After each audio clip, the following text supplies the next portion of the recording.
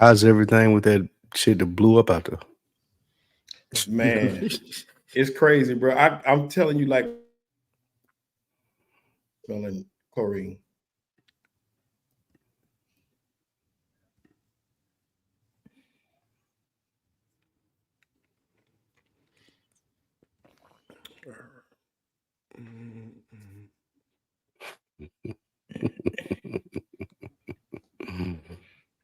No.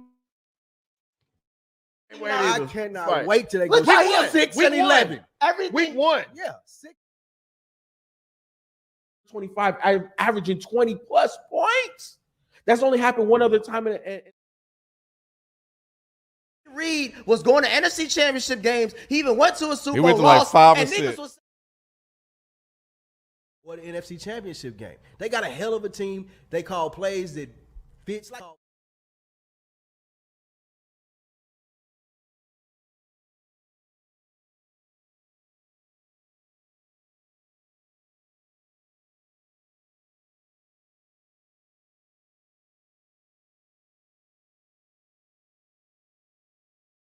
Howdy ho. The gang is all here. What up, everybody? Appreciate you guys kicking it with us once again. Another Tuesday is in the books. Shout out to Spike Lee show, Another Week in the Books. Make sure you guys check that out. Please. It's a good show. But yes, another week of football is over with. Basketball is on the way. Baseball playoffs is live and in action. We had some thrilling games yesterday that took place, and basketball news too. Some unfortunate and some rather surprising. So let's go ahead and get started. This is the place for sports experience to collide. Dead End Sports. I'm your host, Kenneth B. Inch. Joining me, we have Nick, Shelton, FIFO, Q, and Spike Lou. I even tried to get that to rhyme. Y'all got it too. It sounded good. Almost with the Q and the Spike Lou, bro. It was almost there. It was almost there. But I don't know how many more losses we got from the Eagles before Q started dipping out.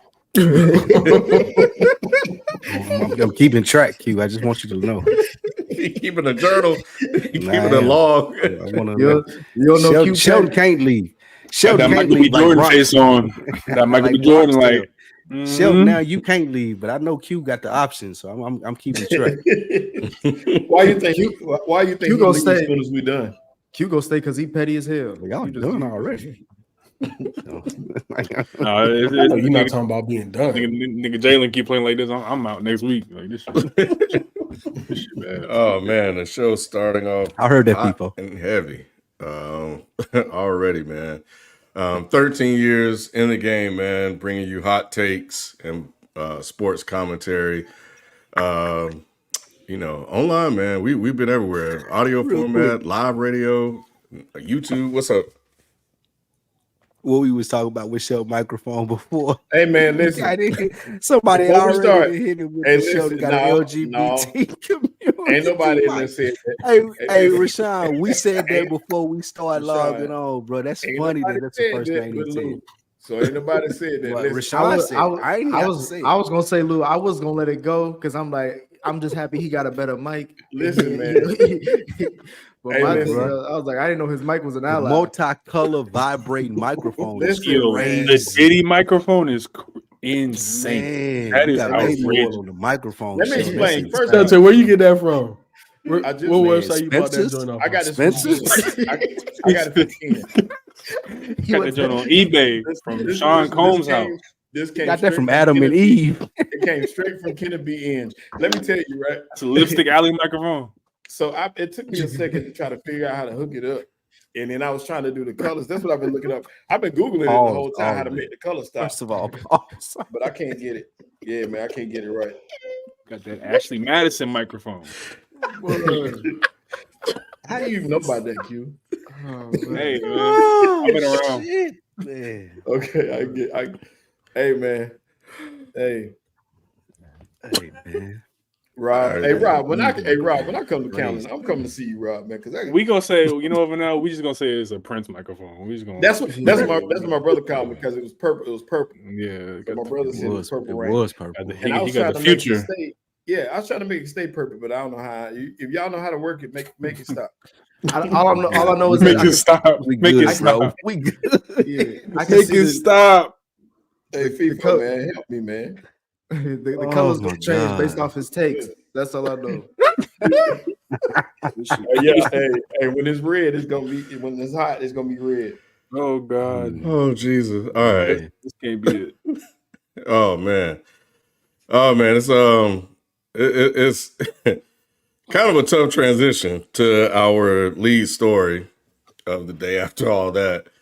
But yeah, basketball Hall of Famer Dikembe Mutombo passed away at 58 years old due to a long battle with brain cancer.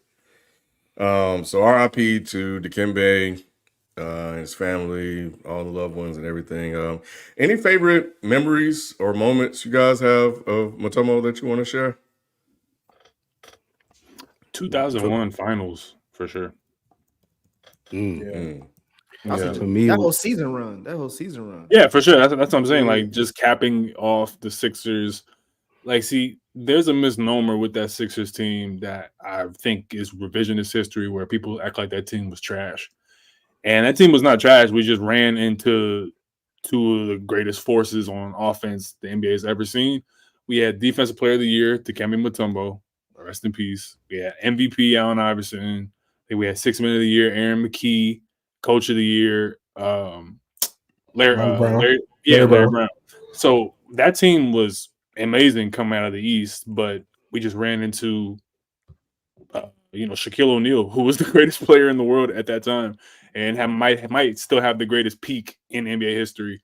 And even then, Dikembe Mutombo in Game 1 gave him everything he could handle on defense. Allen Iverson did the rest, and we got one game, and they didn't lose a game before they played us. So just that season, man, was very special. And then also the All-State commercial. I'm sure somebody's going to talk about that, but that was just a really fun-loving guy, good dude from what I heard from all the people in Philadelphia, just all the years being there. And it's just sad, man. He's very, very young. Yeah, 58. When I saw that, yeah, I agree with you, Spike. A lot of great people have passed away in 2024. But Dikembe was one of those first international ambassadors that we saw in the NBA, man, and he really gave back to his home country. And I think he has one of the most underrated moves. I wish he would have had social media, because he would have definitely been able to capitalize it with the finger wag. You know what I'm saying? All of your favorite or your uncle's favorite players, and them guys, because we older now, but all of those guys got a finger wag at some point in time. You know what I'm saying? Like, no. It wasn't just the commercial, man. He really earned that celebration. But Dikembe meant a lot for the NBA world. You know what I'm saying? So it's a big loss, but definitely first ballot Hall of Famer. We know him for defense. We know him for shot blocking. We know him for tenacity. One of the great Georgetown Hoyas of all time, had that run of the centers. You know what I'm saying? So now, man, Dikembe's legacy is literally untouchable, unblockable, I should say. One of the greatest to ever do it, man. One of the best defensive bigs to ever grace this earth. I'll be quick with my moment. I'll be quick, real quick, Shell, with my moment is as far as when he played for the Nuggets. Robert Pack was the point guard, and they beat, I think, the Sonics. It was in a 5-game series. He was laying on the ground, palming the ball, and that whole that was memorable as hell to me, especially with Mutombo not being a dominant offensive force. Like, no one ever expected him to go give you 25 and 10. Like, he giving you 10 boards, giving you 5 blocks. He's affecting the game on defense, and that's what the Nuggets needed him to do. One of the first memorable 8-versus-1 upsets as far as just my basketball knowledge and career goals. So that's my biggest memory of Mutombo, when the Nuggets upset the Sonics in the 8-1 seed. Yeah, Lou, you stole mine. That's exactly what I was going to. That's why I wanted to go before you. I know. I know. That one, or like FIFO mentioned, touched on the Georgetown. I actually saw, him play at Georgetown and saw some of the things he was able to do. Saw him play with Mourning at Georgetown. And those centers that came out of there, him, Lonzo, Othello Harrington, them guys were some monsters. And John Thompson, rest in peace as well, he really got those guys set up for life. And he taught them to do what he did best. And he really taught them about basketball and taught them a lot about life. And Dikembe, he was a major figure here in Atlanta as well. He kind of made his mark here with the Hawks in those teams. You knew Dikembe first. So, yeah, rest in peace, man. And like you said, all the things he did for his home country, and he was an ambassador. He stood for so much more. He was bigger than his height. And that's saying a lot, man. And rest in peace to Dikembe. My thing was just, reading off his career highlights, because I feel like people, they talk about him, but we don't really, it doesn't really sink in how great of a basketball player he was. 8-time NBA All-Star, 2-time NBA All-Third Team, 4-time Defensive Player of the Year, 3-time NBA All-Defense First Team, 3-time NBA All-Defense Second Team, All-Rookie First Team, 2-time NBA Rebounding Leader, 3-time Block Leader, and then if you go back to college, he was a 2-time Defensive Player of the Year for the Big East.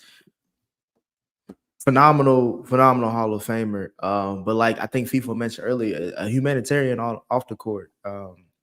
He's from the Republic of Congo, and he definitely left an impact there. And he was, like FIFA mentioned, at least me growing up, was the first really big ambassador of an African in the NBA, a superstar though, where he can actually hang with the rest of the Americans. So I got clowned a lot in school when they said Mutombo, because they was talking about me being African, but nonetheless, he was still somebody that Africans could buy into and to celebrate before we get to where we are today with how the game is international. So his legacy is just, he's just a legend all over. I feel like what's crazy about him as a defensive player, solely recognized as he had that superstar quality, that international quality. And people, regardless if you watch basketball or not, know his name and know what he's famous for. So it's just that 58 is just super young, And another thing for why people say fuck cancer, but 58 is just crazy young. Yeah. Yeah, I think it's interesting. Here's a guy that, is feared but as one of you guys mentioned, he wasn't an elite offensive player, but everybody knew him. And he was the one guy you didn't really want to challenge at the rim at all. He got everybody. He got Kobe, he got Shaq, David Robinson. The list goes on of players that he blocked that were foolish enough to try to go get him. And, you look at his stats. His peak run was during the Denver in terms of blocks, 93, 94, 95. This man was averaging 93, 4.1 blocks a game, and 95, 4.5. That's 4.5, and that's the average. That's wild. Block. That's insane. And then the year sandwich in between that, it was 3.9.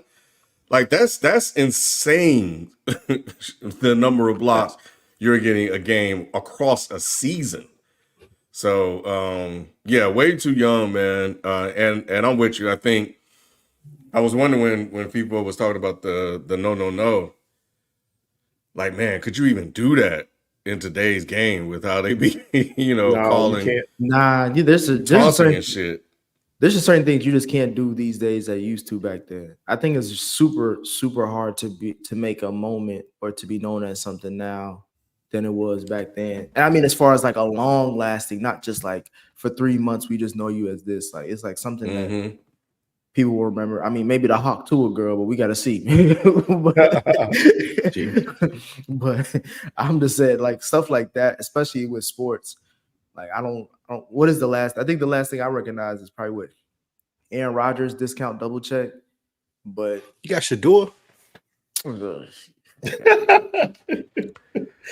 Lou, you should stop doing that motion right now. Yeah. Yo, right up under Sheldon's mic is crazy. Exactly, bro. Hey, yo. Yeah, why is he up under me anyway? No, I'm not. Hey, Pause. pause for a third time. Come That's on, just Hey, Ken, they said, outrageous. somebody said in the chat that Sheldon got to sit on his mic to turn it on. I can't say what I want to say because we want to be syndicated weapon. Yo, y'all are insane. Whoever said that joke, I'm sorry, bro. That's comedy. I've been, bro. Well, I'm trying to be respectful because it's Mutombo, but we did leave off. No. We did leave off the moments with Jordan too. He had a bunch of moments with Michael Jordan that was pretty cool. They had some cool interactions in All-Star games, and he did tell Michael he never dunked on him, and Michael did get him at one point. So that was cool to see Mutombo and Mike. Yeah, I remember that. Yeah, I remember that. Right, y'all. Before we move to the next topic, Marty asked, where does Mutombo rank all time in defensive players? He has him at top 15. he got to be top 10. Yeah, he's top 10. He's top 10. I would agree with that. Okay. All right. Cool. More basketball news before we get into the God already. least. I'm about to say, you got to stay up, Lou. Hold on, bro. The best sport. How did this sport on the happen so planet. quickly? We're right in the middle of football season. What are we talking about? Goodness gracious.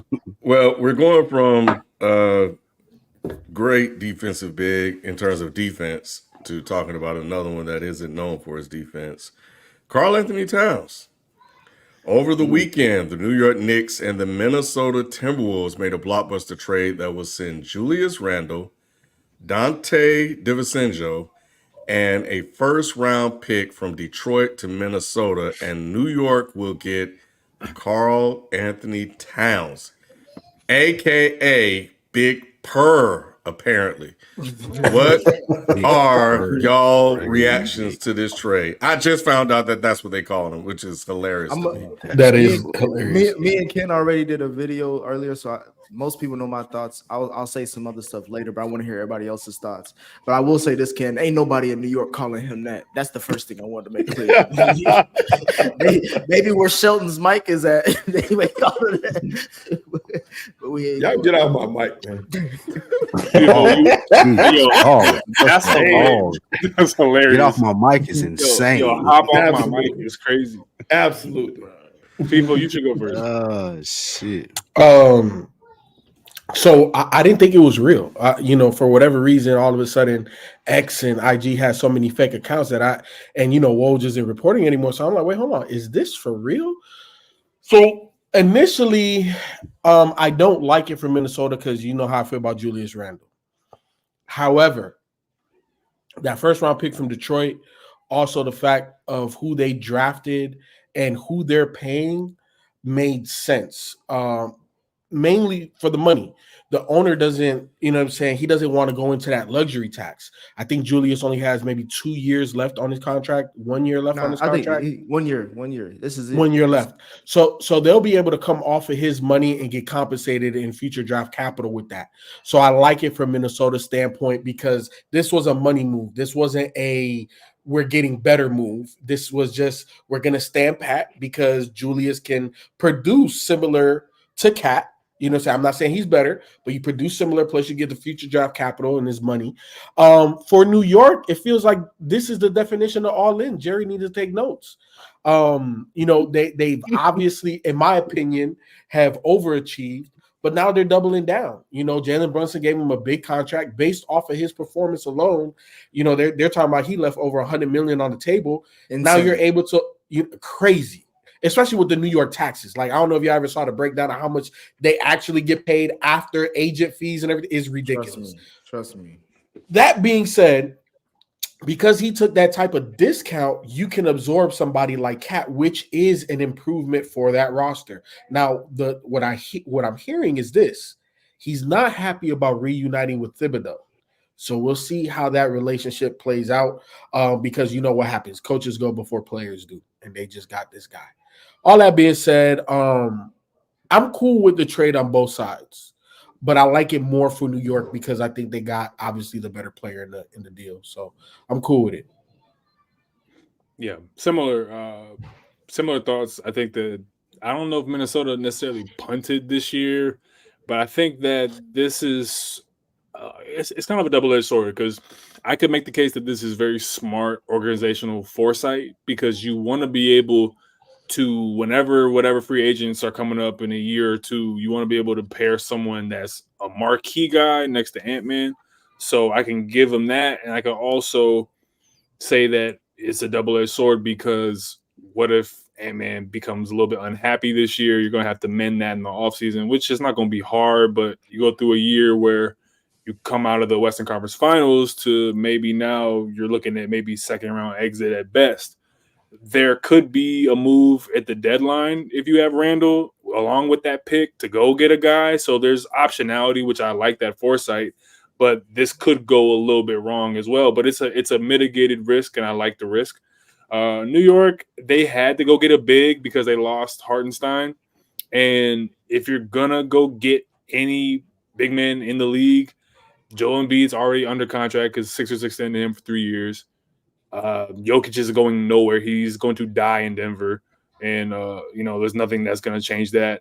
And then beyond that, no one really wants Rudy Gobert to be their franchise centerpiece big besides Minnesota. So I don't think that they could have done anything besides this. This is actually a pretty solid move because you can play him with Bridges. You can play them with their big men. I think Robinson is still there, so it doesn't conflict, and he's already played in the two big system. So I think it's fair on both sides. I give it B+ on both sides, and it could be an A+ depending on how they perform on the Knicks, and it could be an A+ depending on what the free agent market looks like for Minnesota. And you know what, Q? I want to add two more things. One thing for Minnesota, Naz Reid is part of the reason why you make this move because the way he stepped up in the playoffs, in my opinion, has outperformed the contract that he did sign. So it allows you to make these type of moves. So because Naz Reid looks like he's poised to take another step forward, you can let go and still bring somebody in, you know what I'm saying, that can produce similar to Cat. On the New York Knicks side, another point I want to add is this. You look at who won the East, right? Like who won the whole championship is Boston. Boston, when they're most unbalanced toward the defense, is when Porzingis is out there, bro. Like having a 7'3" guy that can do all of the things that Porzingis can do, that's why you bring in a guy like Cat. Look, we're not saying go shut him down. We're not saying go point for point. What we're saying is that's your matchup. We don't have nobody else that can match up with this guy. You know what I'm saying? So the fact that they brought back OG, and you look at how Boston is set up from a personnel perspective, you look at what New York is trying to do, that's where they're setting their sights on. And they're like, okay, we got to go through Boston. So that's another reason why I really like this move, because how many players are there really out there for a Porzingis matchup? There's only a handful of guys. Cat's one of those guys. Yeah, you can't really coach height, and to bring him in for the Knicks is nice for the size. It's Cat. So we know what we get with Cat. We don't know which one is going to show up at any moment. We don't know if he's going to shrink in big moments like he did in Minnesota all these years. So in saying that, I like what they had last year. I like the rhythm and the flow that they had. But they did bring in Miles Bridges. I mean, not Miles Bridges. Mikal Bridges. So you could afford to lose a DiVincenzo. Randall was out most of the year with injury, and he's a ball hog. So to lose him is kind of like addition by subtraction. So Cat should be able to fit into that puzzle nicely because he doesn't command the ball every trip down the court. So in saying that, if they can mesh together well, him with the Villanova guys, even though they had to give up one of their compadres, they should be okay. But still, I don't know if it's enough to challenge Boston, just to be honest. I don't know. We'd have to see it in action to see, because Boston, they feeling themselves right now. So they got some momentum. So it's going to be tough to kind of knock them off the perch. As far as Minnesota goes, it's going to be interesting to see how Julius Randle fits with Ant. And, we talk about him getting his development stunted and his growth, as far as a player goes. It's going to be really, really interesting to see the fit that they have together and if they can work together. If they can, it's going to be beautiful. If they can't, then you're going to make some changes right away pretty soon again anyway. So it's just, and it's addition by subtraction. You get that big money that you had with Cat off your books. You ain't got to worry about that money anymore. So that's the best thing for Minnesota. So it's a win for both sides. And we can see how it turns out. Can't wait for the season to start.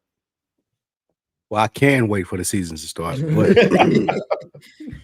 what I will say, all of this is dependent upon Cat. If he's going to have the testicular fortitude to be in New York and play as the type of player that Brunson needs him to be. Brunson is the number one for this team.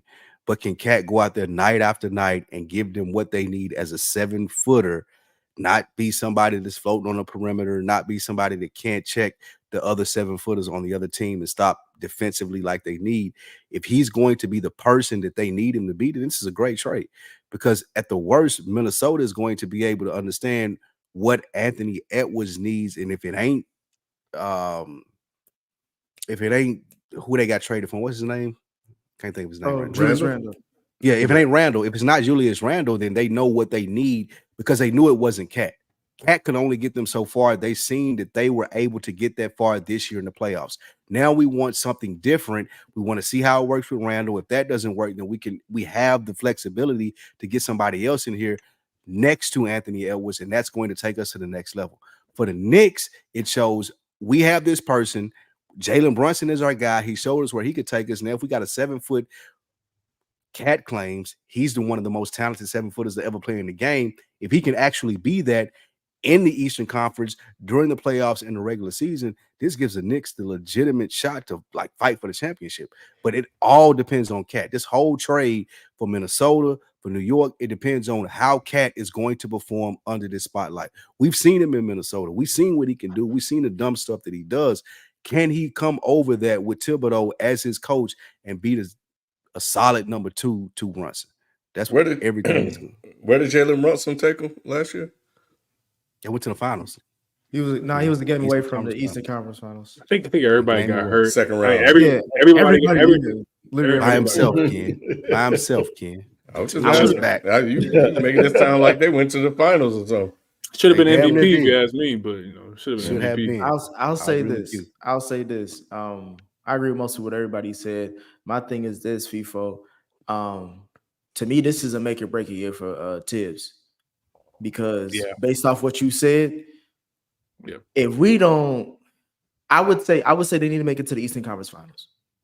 If they don't do that, they're gonna fire him. Yeah. Because, like to your point, if Cat don't get along with him already coming into it, he gonna be gone anyway by the end if they shitball. You know what I'm saying? Because we did all this to get Cat, so we gonna get you out of here, and we can get a more offensive-minded coach who's not gonna run the players into injury to get us a game away from the Eastern Conference Finals. So that's all I'll say on that. But to me, so hold on, pause right there. So how much of a leash do you think Thibodeau is on at the beginning of the season? Because I can see Cat not being happy really spoiling the start to the season. Not saying that they're going to be a bad team. I'm not saying that they're going to be world beaters either. But we know that this, just based off of everything that they have, should be a playoff team at minimum. But if they start 2-8, 2-13. That's what I was about to say. Like, to me, with the starting lineup of Jalen Brunson, Josh Hart, Mikal Bridges, OG Anunoby, and Cat, they should win at least out of the first 30 games, 20 of the 30. In my opinion, if there's anything less than that, then I feel like people are going to be like, obviously, you know how New York is going to be. Like, I think they looking at this trade like, all right, bet it's just us, Boston, and Philly. And to me, obviously, since I'm biased, I think it's just us and Boston. You know what I'm saying? So I think that he got a short leash, like especially before All-Star break. He will be fired if we're not getting at least 20 games out them first 30, like by All-Star break. I think it's going to be some issues. I don't think so, man. I disagree with both of y'all because I felt like he overachieved last year with that team because nobody expected those guys to play like that. He raised the level of DiVincenzo, raised the level of Josh Hart. Those guys were not that when they got there. But to your point, go ahead. Finish your point because I'm cutting you off. No, you're fine. I was just saying that he raised the level of the players around him. It always depends on how it looks. It's bigger than just wins and losses, and Cat ain't gonna come in there running nothing. It's not Cat's team. It's not gonna be his team. He's gonna be a part of it, but it's still not his team right away. So they're not gonna make changes if he comes in and he's not happy because he wasn't happy before. He has to fit the Knicks culture in the Knicks way. And he's not gonna be Cat's way. They ain't doing it. Cat ain't earned that. So ain't nobody worried about what Cat think about right now. Do Cat know that's not his thing? Yeah, he knows. Cat knows that. You know that? Cat don't do that. Don't. I'm with Ken. Yeah, so I'm with Ken. I think Cat think a lot of himself, and he think coming into New York, that's his team. Well, he thinks he's better than Brunson. He need to do that shit. He need to do that shit in his crib with Jordan. That's but the only time he the king. You right, Nick. But will he do that though? My thing is this. Going back to Tibbs, I will address your point. But going back to Tibbs though, Sheldon, you're right. He did overachieve, but he also raised expectations by overachieving. You know how New York fans, we progressing, we ain't falling back. When Daniel Jones won that playoff game, that next year they was expecting a way better record than they had. What happened? Exactly. That's for Daniel Jones. We know what Daniel Jones is. Just like I know what Jalen Brunson is. He done some shit I don't even think Jordan did in the playoffs, or if not anybody since Jordan. So to me, is a healthy New York Knicks team. Now, granted, this is a Tibbs thing. That's why I'm blaming a lot of that's why I'm putting a lot of this on Tibbs, because if they're healthy going into the playoffs, that starting five, there's only two teams I see that can beat that. And like you said, Sheldon, it got to look a certain type of way. And we know Tibbs ain't no offensive guru. And this is an offensive team, basically. You got some good defenders. Like, I think they got the best wings in the starting five, probably in the whole East. But and besides Boston. Yeah, I forgot about Boston for a second. But Philly's wings is nice with Maxi and PG. I was about to say Philly. They're not. I'm talking about defensively, like defensively. Oh, defensively. PG. Bro, when the last time PG lock up anybody? I seen Luka go crazy in multiple series. But that's Luka though. That's a whole nother level. But we facing nonetheless. They facing Tatum Brown and Mikal Bridges going to be every game every night in a series. So Shelton, hold on real quick, I don't disagree where Cat has not earned it in that Knicks locker room. However, that contract says differently. He's still one of the highest paid people at his position. And if he comes in there on a sour note, based off of what the history he has with Thibodeau, who do you think they're going to get rid of first? The player or the coach?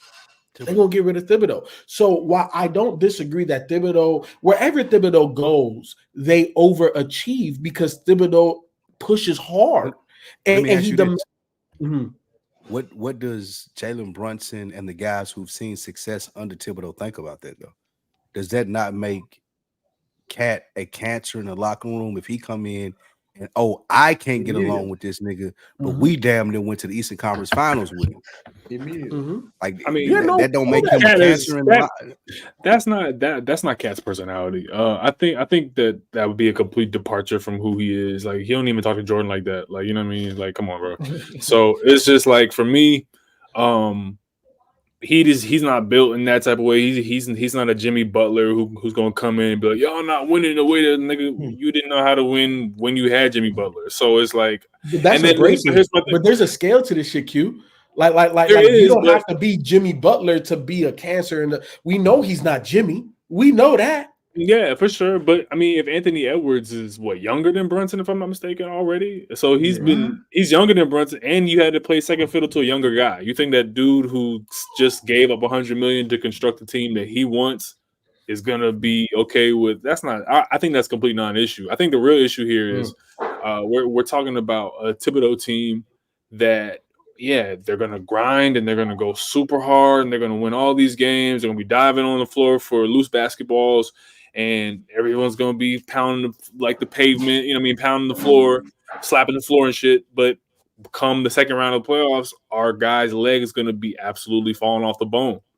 So I think that has to be the philosophy coming in this season, and that's going to be the thing to watch. Is Thibodeau going to take either advice from somebody, or is he going to have the light bulb moment himself to know that I can't really stress about beating the Orlando Magic in a random Wednesday night game in October or November when my guys just played a back-to-back, or you know what I mean? Like, I don't need to, play them 50, I have to play them 40 minutes a night. Like, I don't need to do that. I need to just get offensive flow. We need to have our defensive concepts executing. And then, honestly, you need to be resting guys some games because you already have the offensive firepower. It's just that, can you get the system to just look the way it's supposed to look? And the key thing that I know people talked about, but I'm going to talk about too, because I actually am thinking about it, is the bench. Like, I feel like he started to trust the bench a little bit more than he used to with the rise of McBride, and then we get Hartenstein, Josh Hart, and Josh Hart. So like, I think I hated that we gave up DiVincenzo, and but it is what it is though. Like, I hate that we lost Hartenstein. I think that's the biggest loss we had this offseason. But if you tell me I'm gonna lose Hartenstein and DiVincenzo and I'm getting Mikal Bridges and Cat, it's like, I mean, shit, you make that happen. You know what I'm saying? Granted, you know what those players bring as far as overachieving, but you know what you're getting consistently out of those two guys. So, and there's also the chemistry built in with Brunson and Bridges. I feel like people don't talk about the Bridges thing because it happened so long ago and a lot of shit has happened now. But I think that, like, and then a healthy OG, I just think that, like you mentioned, Q, if he keep this team healthy somehow, some way, because I know Leon probably called his ass up and off, like, look, nigga, we can go to the finals, bro. I made some moves here. Niggas fucking with my moves in New York, and usually you can't never say that. You need to get this team down the line, because we saw it, like you said, they was falling off the bone by the time we could have went to the Eastern Conference Finals if things may have been, like you said, we take that night off in Orlando. I mean, honestly, if you're the New York Knicks, one of these next two seasons, you particularly want to be deep in the playoffs because, I mean, just on some business shit, like, I'm pretty sure the World Cup comes to North America next year or the year after, if I'm not mistaken.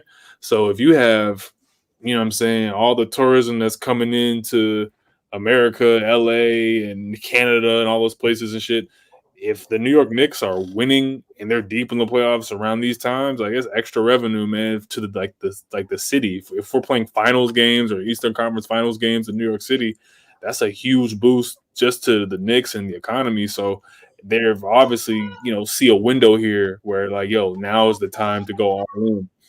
But the last thing, Ken, I wanted to say was, I think that this was the answer to the question that we had about Minnesota towards the end, when we said, I think we had a discussion, is what do they need to do? Are they going to sit tight? Are they going to just run it back? And I think I was on the side of saying that they probably need to upgrade, but I think that they realized that there was no upgrades to make right now, so they just kind of just pushed their tips towards, just waiting to see what's going to come on the market. So it's going to be interesting to see what happens in the season. And I think that Minnesota made the best move to not keep the same mistake that happened with KG in the early 2000s. They have to put a guy around Ant that can go just, band for band with him in terms of, that type of player.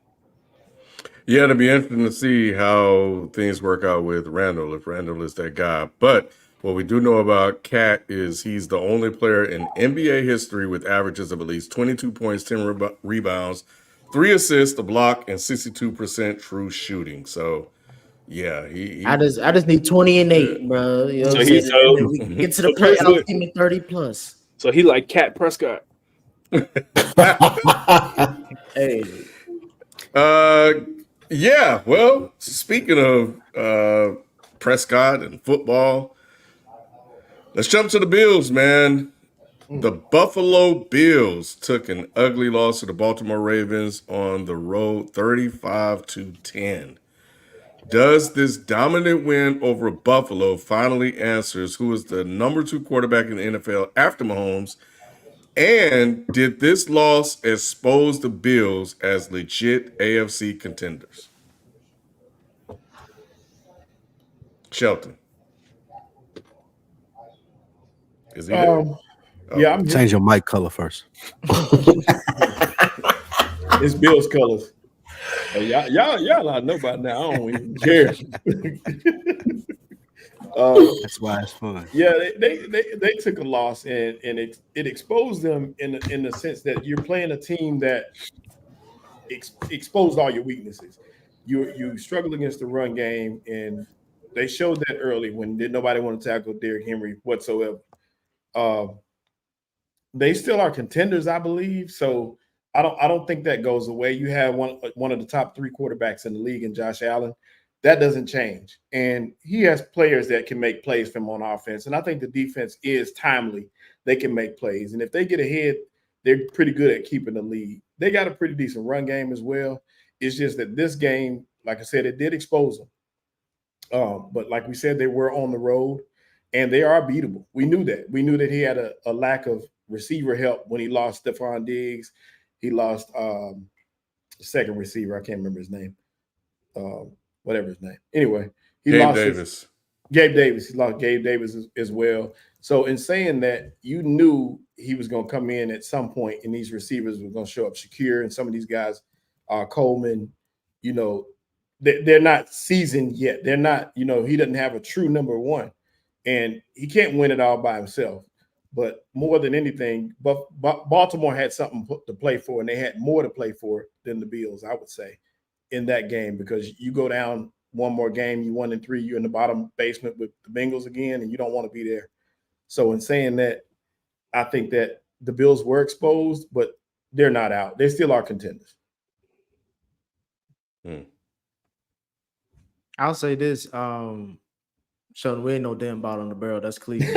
and second of all, I think to answer that first part of the question, if Joe Burrow don't make the playoffs this year, then yes, Lamar Jackson's the second best QB in the league. But I do think the Bills got exposed. And I think everybody, if you've been watching any kind of sports radio or whatever, you'll see that they defense ain't shit. I feel like when Lou talks about the Cowboys and they linebackers, like that's what we're getting when we're talking about the middle of that defense with the Bills, because the Ravens just ran up the gut from Lamar to Henry. Like the exposure happened in the first 2 seconds of the game when Henry went untouched. Like at least with the Bengals, he will just brush us off like it's dust on them, but like he went untouched. And I guess what their best safety is DeMar Hamlin. He ain't want no parts of Derrick Henry. Would you after what happened to him? I'll just say that he beat God. He ain't trying to get ran over twice. My thing is this: they got exposed. Like, and then Josh Allen, like, I feel like I'm not gonna say this is what he's doing because he ain't saying. He been saying all the right things about losing Diggs. But he was feeling himself coming into the game. The way they was dinking and dunking and cutting motherfuckers up with his little style, like I'm the Mahomes of my team too. You know what I'm saying? Bro, the Ravens just played man all game, and they said, "Nigga, the Ravens look like the Monstars Sunday night. Like they look like they were the Monstars because the Bills just don't have any of the guys. Everything we talked about this offseason they lost got exposed in that game." Yeah, Go ahead. It's kind of to your point. I would imagine in that defensive meeting, they pulled up the roster and looked at wide receiver 1, 2, and 3, and was like, "We ain't got to worry about these guys, bro." Exactly. And we got this. And in thinking about it, that formula worked against the people that they played.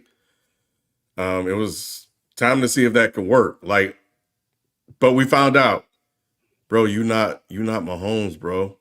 You can't win with nobody's out there. That we saw evidence, a little bit of evidence in the first 3 games, but look at the competition. I talk about competition matters for some of this stuff. So now you go up against an elite guy. Patty beat him. Now Patty had his guys, but these are new guys. Rashee Rice and Xavier Worthy is new. He didn't have Hollywood Brown. We see Patty winning now without guys. So I think you just not him, bro. It's not gonna happen.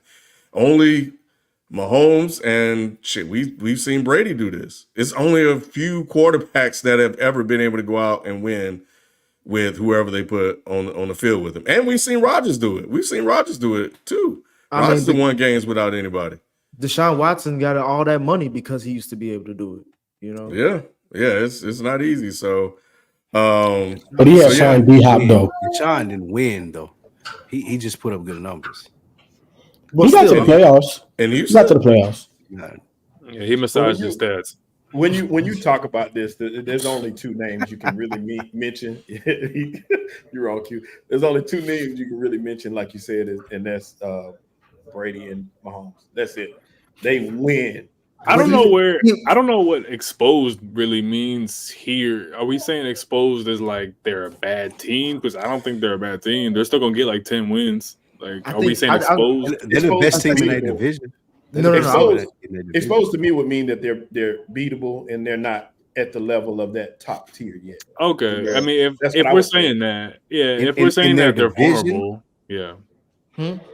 No, they're the best team in their division, but just because you're a division winner doesn't mean that you're a true contender. But the Ravens are a very talented football team in the AFC. I give you that. However, if I'm the Bills, I still feel good about where I am. Yes, the Patriots, the Dolphins, and the Jets are the teams that I need to be better than. But exposed is more about what the media has been hyping the Bills up to be, being world beaters, being true title contenders. The Ravens are true title contenders, and when you play against a team that you're supposed to be on the same level then, and this happens to you, that means that you're getting exposed because you're not a true title contender. Right. Nobody's concerned about the people in this division, Spike. Come on.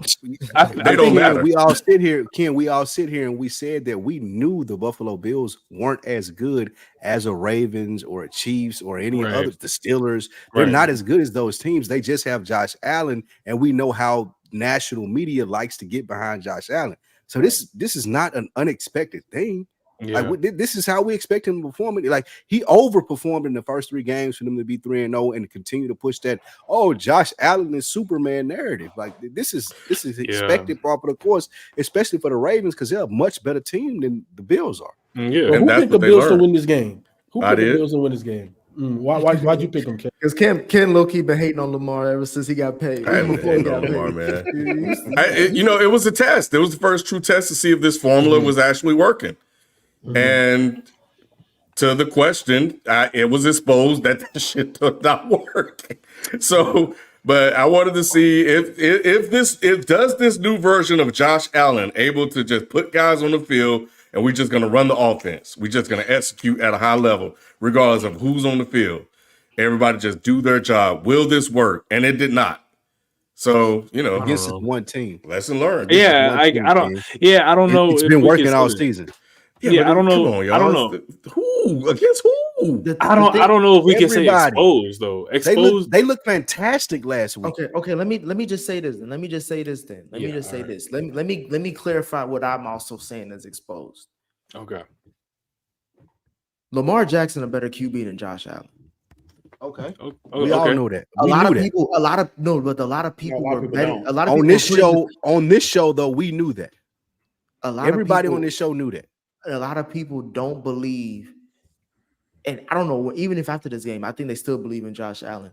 A lot of people just don't believe that Lamar Jackson is the second best quarterback in the league. Now, obviously, I'm biased with my guy, but that's only based in Cincinnati.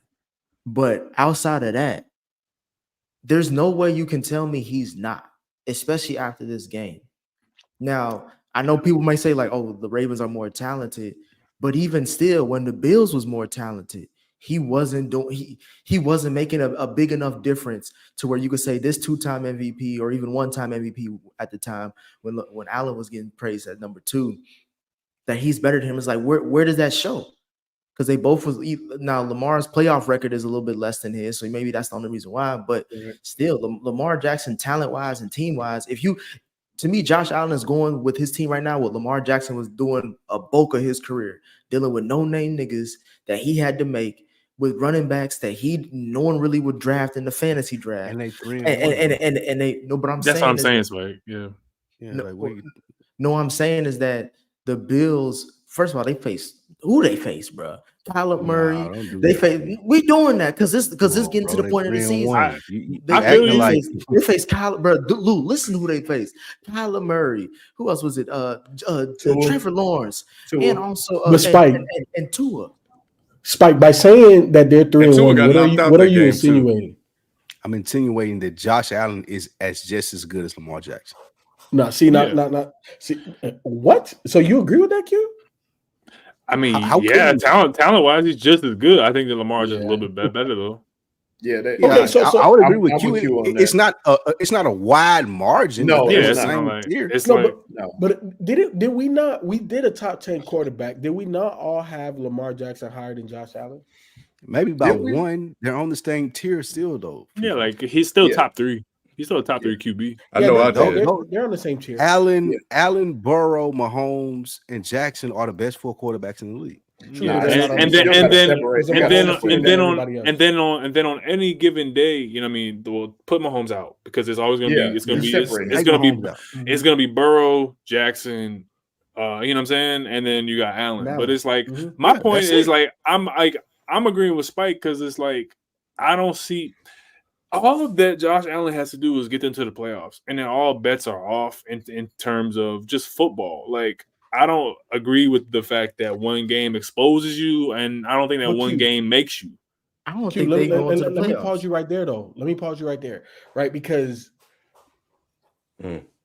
I agree, right? Like everybody here is in agreement in terms of the tiers of quarterbacks. Mahomes is on his own island, and then the next 3, which are Allen, Burrow, Jackson, right?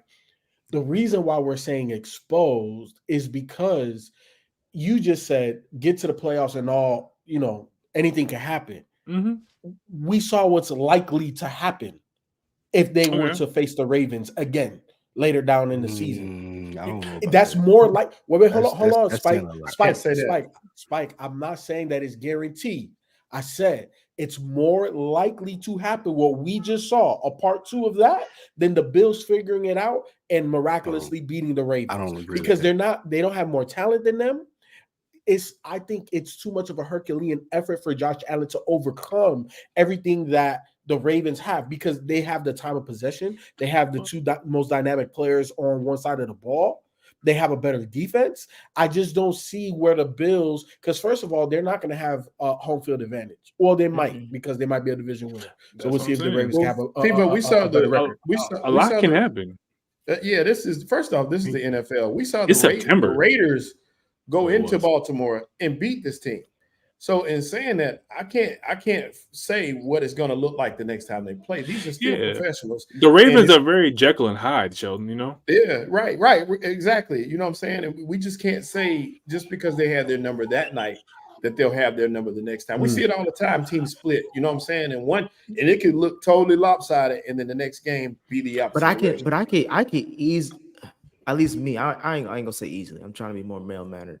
But I can see the Bills not making the playoffs because I didn't even pick them to make the playoffs. How is they're going to win the division, bro? Whoa. I told you I was in the division. There's literally no one else in that division. You on There your really own. is. The Jets just lost to Bo Nix. Right. Bingo. When you The first Jets. of all, we all The know Jets.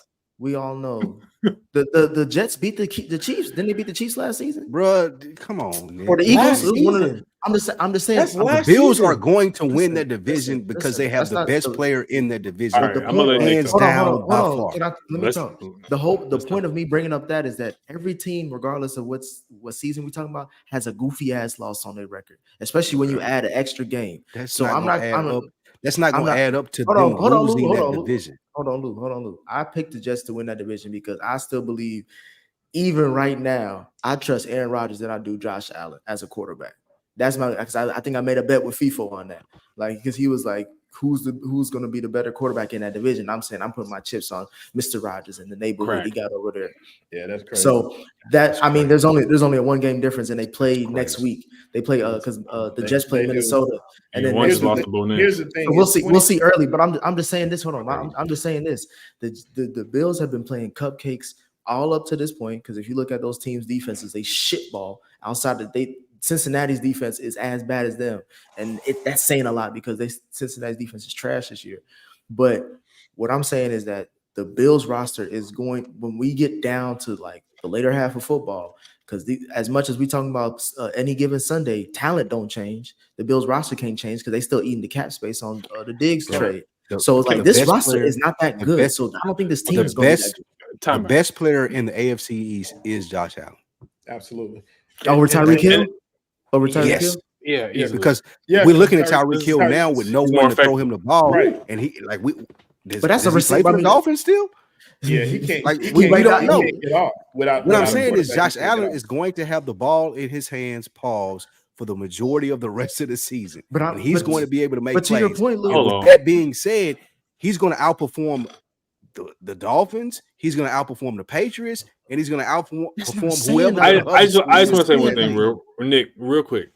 My point is that, and maybe I'm just being a stickler with the word, but it's like if we're talking about, I accept y'all's criteria of exposed, but the more general term that like people say when they use that is like that the team is bad or that the team is not as advertised. And I think that the Bills, to people who actually do not buy into narratives from ESPN and Stephen A. Smith, they look at the Bills and said, Josh Allen's going to have to be Superman to win a lot of these games. Yeah. And when you see that they're 3-1 and that he's performed pretty damn good in every single game besides the last one, you can make the case that over the course of this season, if you're a Bills fan, I'm telling myself, all we have to do is build good enough habits, stay healthy, make one trade or two trades at the deadline, hopefully, and then come January, we can ride some type of momentum, because that's all that NFL playoff football is. It's health, it's luck, and it's momentum, and who's gelling at the right time. You know what I mean? That's what most playoff sports is all about, period. So if I'm the Bills and I'm that fan base, I'm looking like at one loss. Like, I mean, the Ravens should be beating the shit out of teams, shouldn't they? They all hyped up King Henry coming to the north and blah, blah, blah. All right, yeah, you beat us. Now we got to learn from this, and then we have to go win the next, whatever, 3 out of 6 games, 3 out of 5 games, and we'll be rolling into our division games, and we should hit 10 wins. And whatever happens in January should happen. So that's what I'm telling myself. I don't think that this is exposed. I think that this is just as advertised if you were watching the tea leaves, you know? Right. But And I think also it's really I agree easy with you. for Derrick Henry to get lost in the sauce on this team. And we've seen it before where they forget he's on the roster. Now that opening run that we talked about, that set the tone for this game. And that took a lot of the wind out of the sails of the Buffalo Bills. If that run had not happened, if they had keyed on him early, put 8 in the box, it may have been a different outcome. We don't know. And we'll see these adjustments from Sean McDermott on the next time we see them play. If we see them play again. you can't adjust that roster. I was saying you can't adjust that roster. And I think the Ravens will be idiots because their last 2 wins have come in the last 2 games when they've given Derrick Henry 20 plus carries. So if they reduce from that, then that says a lot about Harbaugh and his ass to be gone immediately. But I'm just saying, as far as the Bills is concerned, the Jets roster is better than the Bills. We all can agree that. It's not. I don't know if we can agree. That's not true. If you remove the quarterbacks and you look at the true, Jets rosters and the Bills roster, you can't remove the quarterbacks though. I'm just saying. You can't remove the I'm quarterback. talking That's about the most the roster. important position. I'm talking I have the. If I'm the Bills, I got the best player in the position. Like what we talking about. Bro, Lou, let me finish before you even say anything, because I'm just saying this. The roster itself, we all know what I'm talking about. Now, you want to act like all goofy and say, no, the quarterbacks. I'm saying that the rosters is going in the Jets' favor. If we're talking about a quarterback competition between Josh Allen and Aaron Rodgers, and Rodgers has the better roster, yes, I'm going with Aaron Rodgers. Even as he coming off the whatever and whoever gives a fuck, that's who I'm rolling with. And I think that's why they win the division. And they just lost to the Broncos, who have a less roster than the Jets. Bo Nix threw for 60 yards. How are you saying that? You're talking about them losing to a team who had a quarterback who threw for negative 16 yards in the first half. Now you're telling me Josh Allen can't go out and outperform that? Can I tell possible? You? Hold on, Sheldon. Lou, the game that Aaron Rodgers blew his Achilles, well, they was playing the Bills and they still won that game with Zach Wilson. That was no. If we want to talk about goofy losses, we talking about goofy losses. That was a goofy loss for the Bills, was it not? And it didn't affect their season at all. No, they went to a playoffs and they was one possession away from beating the Chiefs. So that's what I'm saying, bro. Every season a team has a goofy loss. Go ahead, Sheldon. And I know we got. No, they do. And Nick, I agree with you. I see where you say the Jets roster is better. They got a better defense. They do by far. But it's about cohesiveness and how it looks. Right now, the Jets don't look like a cohesive unit. They don't look stabilized. They just don't look good. We just saw it. We saw where the defense held up with Bo Nix, but once again, it's Bo Nix, and the offense couldn't get it done, and you end up losing, our field goals. So it's just a matter of which team gels first and which leader can lead the team. I trust Josh Allen leading the Buffalo Bills more than I do Aaron Rodgers leading the Jets. Yeah. If you want to put it that way. Yes. I agree. Agreed. Take us away, Ken. All right. Shit. Ooh.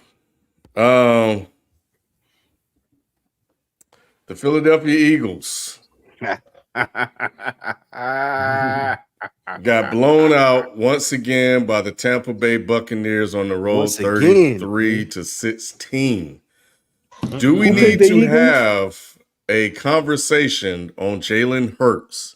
I picked the Eagles. Is Baker Mayfield a better overall QB than Hurts at this point of their career? Yeah. Since the start, let me add this a little bit. Since the start of last season, Jalen Hurts has 27 passing touchdowns and 27 total turnovers, which for the turnovers is the most in the NFL. Jameis Hurts. Man. Let's just get into that real quick. FIFA, I'm gonna be super quick. Nick Sirianni is a dumbass. Vic Fangio's scheme is horrible.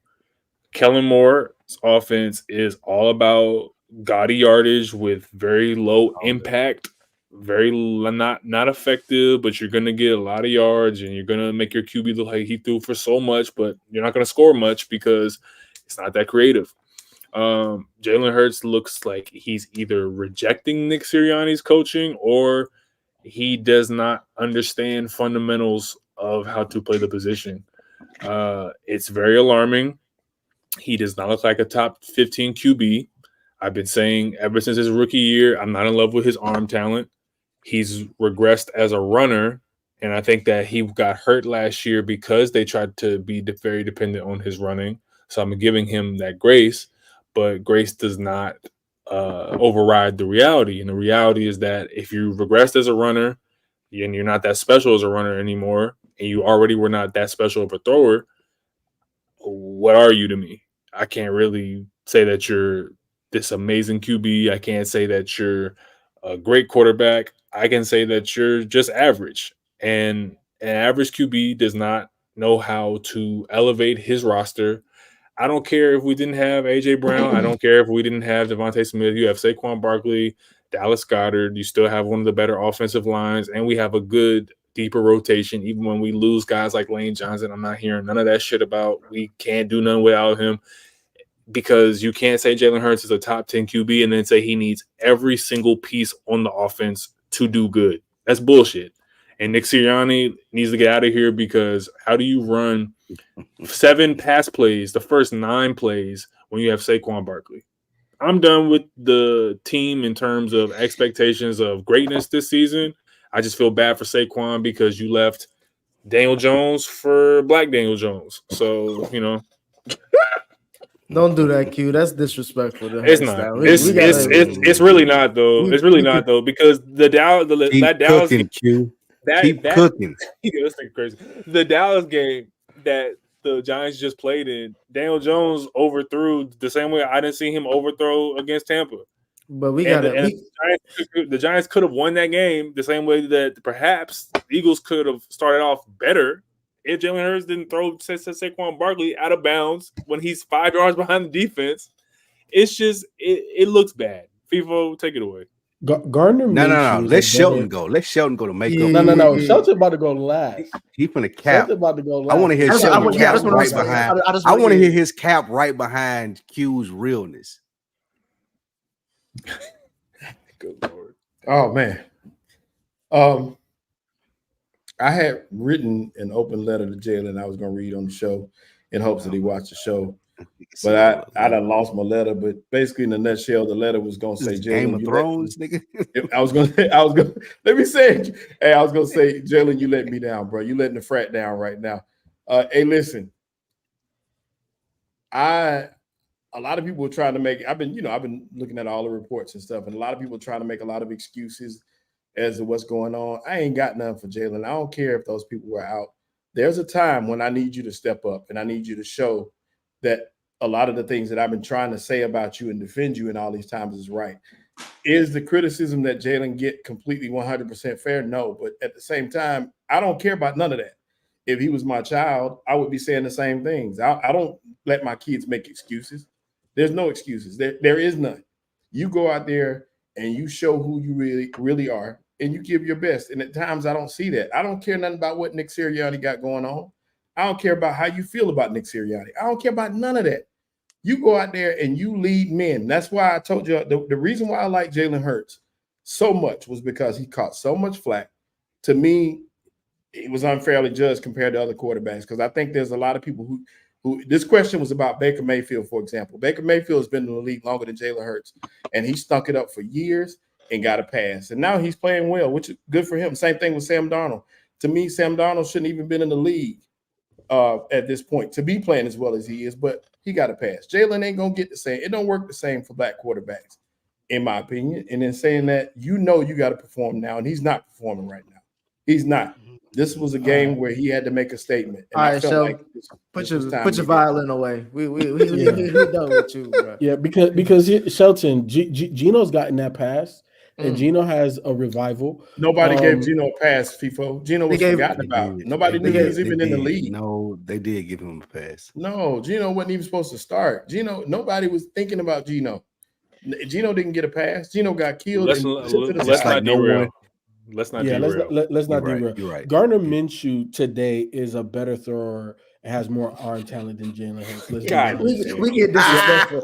We get disrespectful. I'm not being disrespectful. I love it. Honest right now. Finally, people came to the dark side, baby. Welcome. Look, welcome. I was gonna let y'all talk last year. Come on. I've been calling Jalen Hurts out.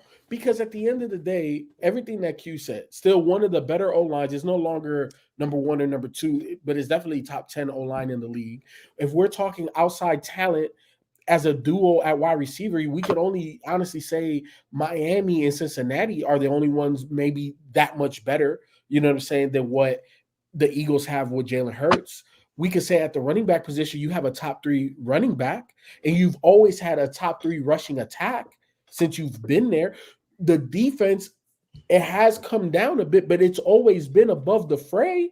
It's always been at league average, if not better. So at the end of the day, when you look at all of these components and the fact that he got paid, right? Because, that is sports pocket watching. Shit. When you get paid, now there is a monetary value on what you bring to a franchise. And we can honestly say the people that make the same amount of money that he does, they better than him.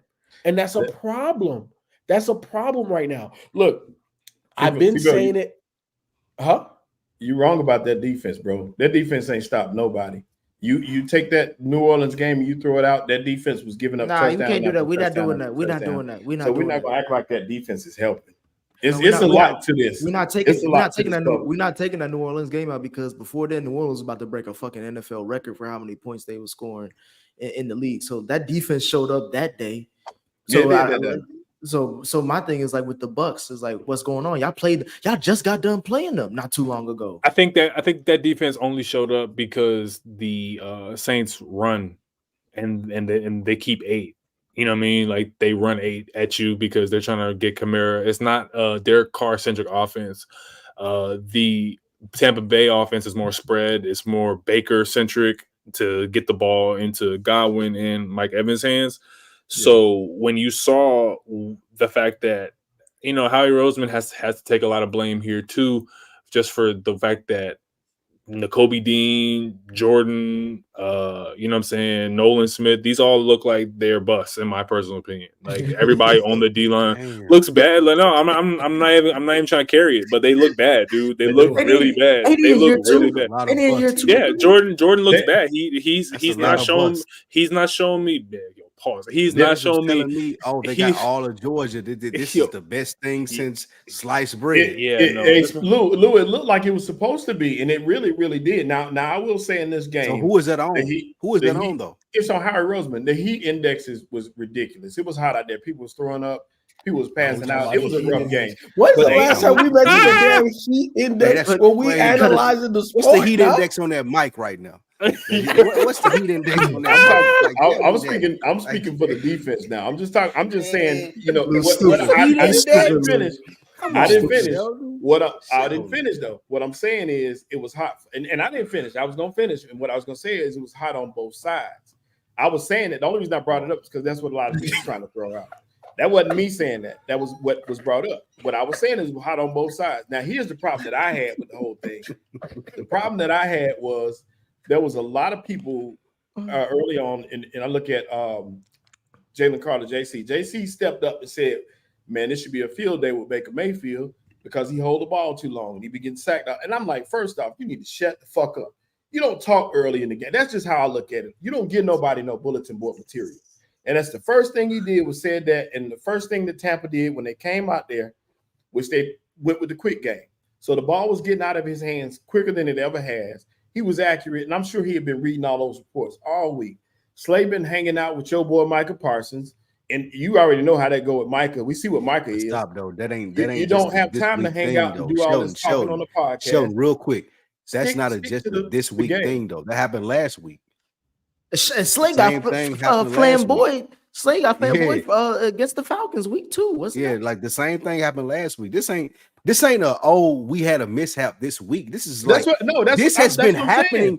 I'm agreeing. This has been happening since the end of last season when y'all went 8-1 and y'all started losing all them games, and people were wondering, oh, what do we need to do? Do we need to fire a coordinator? Do we need to fire the head coach? And now it's coming to fruition. Like, y'all coach sucks. He sucks balls, and he need to be out of there. And everybody acting like it's everything but that. Y'all have a terrible. Y'all got the same thing that we got in Dallas as Mike McCarthy. Like, dude needs to be fired. He's not a good head coach. He may get, I don't know, Q, if you got the antennas up with Philly, but there's talks of that this bye week may have come at a good time for them. Whether that's I know, granted, of course, for the injuries, but as far as like Philly, you know, y'all be quick to pull a trigger on a head coach. They talking about benching Hurts too. I mean, I haven't seen. I think that's the first thing that needs to happen. They're not. I haven't seen it before. Wait. Before the firing, they're not going to do that. It's both are in discussion. I think that you got to get your guys. You got to get AJ and Devontae back. But I'm gonna tell you right now is that even when we had AJ and Devontae, these games have not looked good. You know what I mean? Like he didn't look good against Green Bay. And even then, I still said that we got to give it like 3-4 weeks. But we're heading into that period now where I'm seeing what the team looks like. Defensively, we're missing tackles. Defensively, it just looks like we don't really want to win on defense. Guys are getting ran over. Darius Slay looks kind of washed. Avonte Maddox looks terrible. But more importantly, dude, like the QB has to give us a chance. And I understand that you can't do everything. I understand that you can't catch the ball for yourself. But dude, overthrowing guys like Saquon Barkley, getting your ball batted down at the line on an easy screen pass, not being able to do anything with Jahan Dotson, who was the second option on Washington last year and the year before that, had 1,000-yard season, I think 2 years ago. So not being able to do anything with these weapons of Dallas Goedert, Barkley, and Dotson, and you only get 16 points. You know what I mean? Like, Justin Fields looks better than you right now. And they have him in like a don't turn the ball over offense. And he's still out here ripping the ball, getting into Pickens down the field. I don't see any of that from Jalen Hurts. And even when we have AJ and Devontae, the offense is not as dynamite as it should be. It wasn't dynamite last year. And since that red and white confetti fell on Patrick Mahomes' face in 2022, Jalen Hurts has looks like he's just checked out completely from being able to do anything positive consistently for the team. How do you tuck the ball and run away and stiff arm one defender and then do the same thing that Carson Wentz used to do where, okay, got away from that defender, now I think I can keep holding the ball down low because he's not going to chase me anymore. No, if he misses, they tell you to stay in pursuit. So, of course, you're going to fumble the ball because he's right behind you. He's a millisecond behind you. So these fumbles, these throws in the double coverage, it's multiple games where Jalen should have 3 picks, multiple games where Jalen should have 2 fumbles. And that's not on Nick Sirianni. And I'm tired of that diva bullshit when you get into conferences talking about some press conferences where, hey, we have our moments. Like, dude, what? Like, what? Like, bro, what's up? Like, what's up with all this like motivational speech shit when you winning, and then when you're losing, I gotta do a better job. I don't want to hear it no more. Fuck that. Like, I don't come on, dude. That's real talk. I don't want to hear any more of the we got to do better. I need to do this. I don't want to hear any more of the philosophy. None of that shit. I want to just go out and play ball. Just go out and do what got you here. We know that your ceiling is high. You just got to get there. Get off the floor at this point. No high ceiling. No high ceiling, Shelton. You're going too far. The ceiling was the floor is high. Alabama. You've seen the floor is high as hell. No, we didn't. No. Calm down. Calm down, Shelton. Did he not make the Super Bowl? Calm down, Shelton. Y'all need to get off this making the Super Bowl shit. That's what I'm saying. That's his time that we talk about Super Bowl losers on this show more than any other show. I was gonna say, Sheldon. You discount Burrow so much when I bring up that whole Super Bowl thing too. I know I never do. The ceiling is how high you've been. So much prop to make it to the Super Bowl, which is crazy. Your ceiling is how far you've been. Losing it, right? Look. The second part of this question is Baker Mayfield better than Jalen Hurts right now? And I think the answer has to be yes. Yeah, you put Baker in this system. I'd agree with that. Yeah. If you swap Baker and Jalen, we're talking Super Bowl.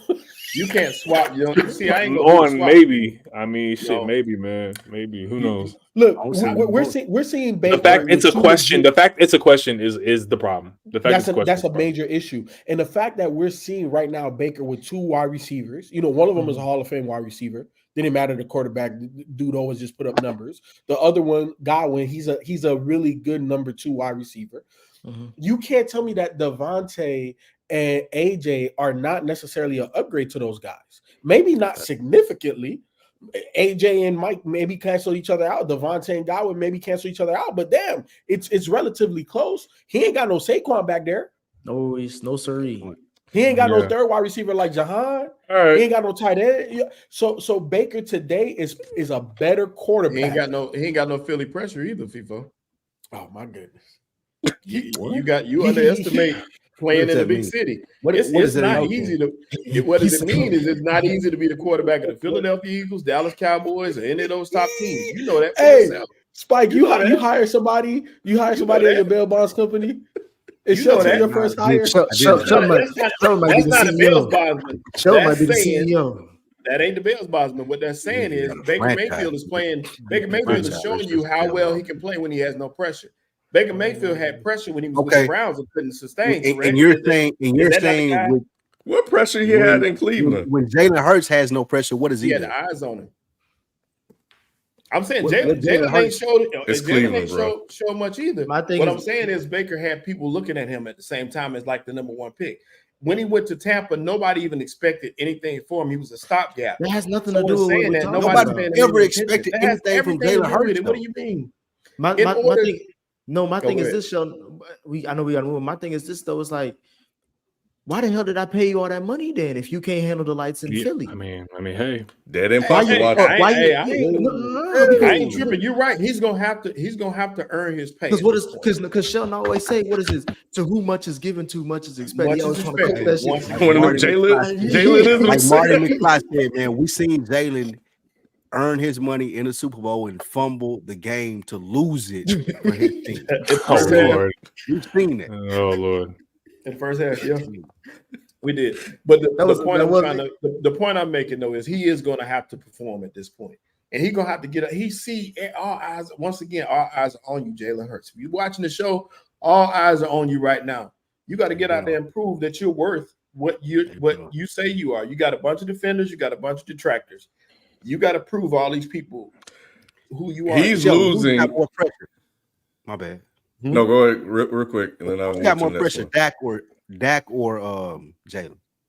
Dak does. Dak would always have more pressure. We know that because the Cowboys are the biggest team in the world at this point. So the pressure would be there Jalen for does. Dak. I think Jalen has more I pressure. agree with Q. I think Jalen. I think Jalen has way more pressure because the I'm gonna tell you this, Spike. To make him win the Super Bowl. Spike, if you put Dak Prescott in Dallas with AJ Brown, Devontae Smith, Saquon Barkley, and they tell you, hey, just nigga, you gotta win a fucking Super Bowl if you have that offense in Dallas. But the thing about that though, Q, is now Dak has the pressure's on.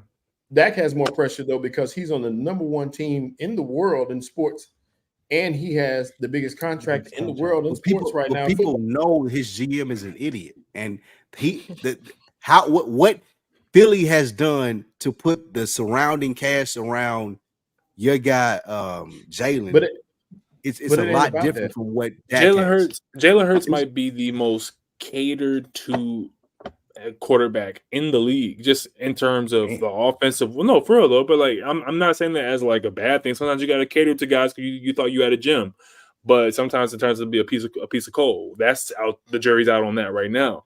But we are in jeopardy of next offseason being the last year Jalen Hurts is on the Eagles if he continues this these trends, because no quarterback is being built around the way that Jalen has. They haven't gone out and traded for AJ Brown on draft night. They haven't got a Jahan Dotson the week before the season. They haven't go and secured Devontae Smith on friendly contracts. If Dak Prescott had this offense, I think Dak Prescott would look totally different. He would look like an Saquon Barkley. Like, you know what I mean? Like, this would be an incredible work. Joe Burrow, they haven't locked up his receivers for him. You know what I mean? Like, name them. They don't even cater to Mahomes like this. So it's I agree with that. Two more good topics to go. But what I will say, Shelton, it looks like the defenders of Jalen Hurts are starting to walk away. They're really getting fed up with him. A lot of the Eagle fan base, and now I'm seeing people are basically starting to compare him to Carson Wentz, and that's the last thing. I'm seeing it. It's looking like it. And I hope not. I also say this though, like with Jalen, I don't want to make it seem like he's trash. It's just that it's getting to that point where it's like, bro, was that season really just a one-off? And then also to answer your point, Q, only I'll say Jared Goff is the only other coddled quarterback, because if you put you put Mahomes in with the Lions with that offensive line, those weapons. Now, granted, the defense is you suffer for it, but still, like, that offense is catered around Jared Goff, making sure that he ain't got to do shit, but then can dunk and do what he got to do. Like, yeah, but Amon-Ra St. Brown was already there though, and Jameson Williams, they drafted him, right? Yeah, they did. They did. That's what I'm saying. But like, and I'm giving credit to that front office, because that's a black front office that we forget about. Yeah, for sure. I saw that. My bad. You need talent on your team. So of course, very few people, very few quarterbacks in this league can play at a high level or elevate their team to another level that they don't have. And in this, it's like Patrick Mahomes, right? He is one of the few that can do that. And we saw that last week with the Kansas City Chiefs as they won a close divisional game on the road in LA against the Chargers 17-10. Do we need to have a conversation on the Chiefs offense now that the injuries are piling up? And I'm gonna toss in this little nugget. How the hell y'all coach Harbaugh lose a game when Mahomes lost all his folks like that? Because I think after being up 10-0. Yeah. Spike Nick. Oh, I gotta answer for you. Yeah, Go ahead, Lou. I want to hear what you got to say first. Because Patrick Mahomes is the greatest fucking quarterback that we've seen. Don't matter in the last however many years. It don't matter about none of that Jim Harbaugh shit or John Harbaugh shit. None of that matters. Patrick Mahomes, we 4-0. Kelsey can be washed. My top receiver can get hurt. I'm still going to go out and do what I need to do because I'm the best player on the planet. And that's going to, every week, that's going to like rear its head. I'm gonna say this. Y'all know how I felt about this QB because you know me, I ain't gonna come at Harbaugh. And Harbaugh had them 2-0. You know what I'm saying? And then these last two games, And what does he have now? Herbert has to step up. Herbert Herbert's been hurt, so there's been some leniency I've been giving him. But like if he's gonna start, he's gonna start. He can play the game. He should have came out better than that. Like they don't have to need better play from Justin Herbert because like we always mention, or at least I do. He got paid, didn't he, Blue? He got paid for a reason. Where if we lose everybody, if you lose all your guys, you gonna have to make that up on the back end because we paying you all this money. Yeah, so that's my thing. Is like Herbert, I want you to be healthier, but either way, if you gonna start, you got to play. Because shit, when Joe Burrow last season when he was hurt, I wasn't giving up no type of leeway as far as the losses he took. So shit, nigga, we gonna keep that same energy. So and he got paid too. So that's all I'm trying to say. Harbaugh is doing a great job. They still got one of the best defenses, low key scoring wise, at least scoring defense in the NFL going into that week too. And I say shit, the defense for the Chargers exposed that the Chiefs offense is losing points. I think I brought that up too, at least a week or two ago on this show. The Chiefs haven't been scoring. They've been scoring and going down. Like, and as great as the defense is, and as great as much as I say Steve Spagnuolo is the second greatest defensive coach of all time, he gonna look at Andy Reid like, nigga, you gotta do your part. I can't hold people to 14 points a game. Are you kidding me? This NFL. Spags definitely won a number of these early season games. And you're gonna have to put up at least 21. I don't give a fuck how you. That's why there's talks that they may try to get Tyreek. There's rumors. There's not. I mean, they need to go get Devontae Adams. That's what Tyreek Hill. The rumor that I got was Devontae Adams is on the market now. Of course, we saw that today. Devontae Adams. And that may be the move that they look to make. It's scary going into this. You know, it's without. You know, Hollywood is out for the season now. Rashee Rice is going to be gone for the season. Pacheco is gone for most of the season. You lost 3 of your top weapons. I don't care how great you is. He can't throw to himself. He can't run. He's not going to run the ball like that. And that defense is tough, but at some point, you know, they're going to wear down too. So you got to have some people on offense to help him out. They brought back Kareem Hunt. He had a decent game. I think he rushed for like 69 yards or something like that. If you can get him rounded off in the form to keep you around that 70 mark, you know, he catch the ball a couple times out the backfield. You got P. Ryan there as well that you stole from Nick and the boys. You know, get him a couple plays in there. You should be okay. You bring in a Devontae Adams and that defense. I mean, that offense is back renewed again, I would say, and you're back on track. But it is scary when you lose all of your weapons. Rashee Rice was key. Yeah, it was big. It was huge to lose him. I think that this is going to be the point of departure for where we have a couple rough games for the Chiefs coming up, where everyone's going to panic when they lose to a team that they maybe shouldn't lose to, or at least be in a close game towards the fourth quarter, and maybe they win a couple more ugly ones. Yeah, man, I'm not panicking at all, and I mean, first of all, the ref's not going to let Patrick Mahomes lose. Patrick Mahomes not going to let Patrick Mahomes lose. Vegas not going to let Patrick Mahomes lose. So I'm supposed to think that, I don't know where Patrick Mahomes is not going to get. Bro, when I saw Travis Kelce was on the new American Horror Story season, I'm like, they going to the Super Bowl, guaranteed. Like it's guaranteed. They already put weights. It's literally them and the Hawk Tua girl on the Top 2's podcast on Spotify. It's already a done deal.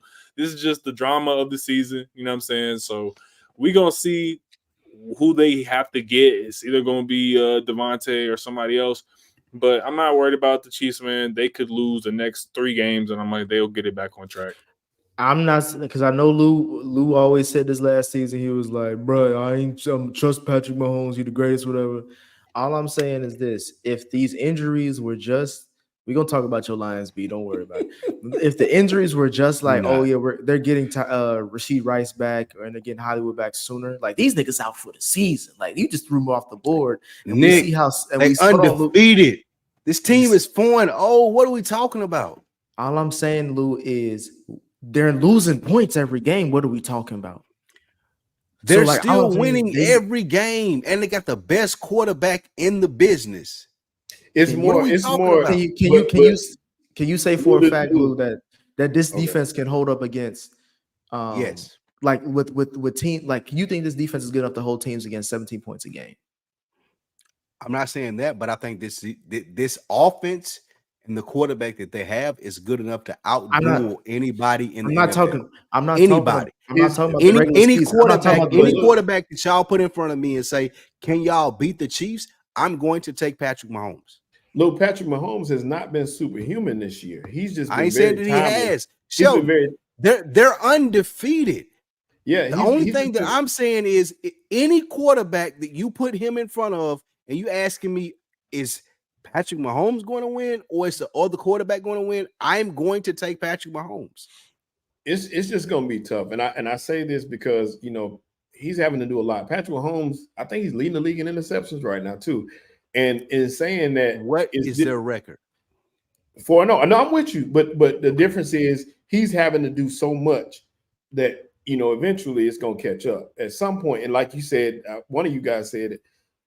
They're going to have a point where they're going to lose to one of those scrub teams, and they may even go on a little drop for a second. Maybe I think in the end they'll still be around. I ain't crazy enough to think. I'm not questioning that. Yeah, I ain't questioning that. I'm just talking about in the playoffs.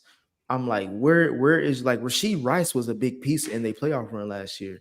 He blossomed last year. Like Travis Kelce took time off. Y'all at the end of that season and told me that they needed a Rashee Rice last year, and they didn't.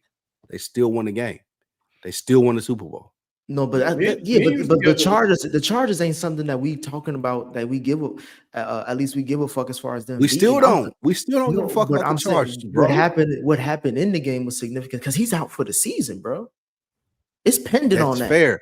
All I'm saying is for throughout the rest of the season, we don't need anybody to step up for Kansas City, and we still could see them winning the Super Bowl. Exactly. I ain't gonna say that. I'm not gonna say because that's the same thing we did last year. All of last year, y'all try to act like, oh man, they may not be able to do it, and then at the end of the season, they won the Super Bowl. So you saying that if they don't make no moves, you saying this team can still win the Super Bowl? Yes. They got a with shot. Juju Smith, Juju, I guess. Whoever they got listed on the first 5 as wide receivers. Yes. Sky Moore, McCole Hardman, Justin Watson. If I'm gonna tell you this right now, Lou. If Patty wins the Super Bowl with this roster, with just no moves and none of that, you said that last year. No. I'm saying that this year because I'm saying this last year, Nick. No. This is what I'm trying to say. Not even let me finish. If Patty wins this year with this team with no additions to the weapons on offense, there's no debate on who the GOAT is. I'm gonna tell you that right now. If he wins a 3-peat and this is his 4th ring. And with this roster, ain't nobody telling me that Tom Brady better than this motherfucker. Point blank, period. And if it happened, you wouldn't be shocked. I'd be surprised. I wouldn't be shocked. Exactly. I would be shocked. He got a chance. They got to play the Saints next at home. You got 49ers on the road, and then you got the Raiders, Bucks, and Broncos. So it's not necessarily like it's killer's row.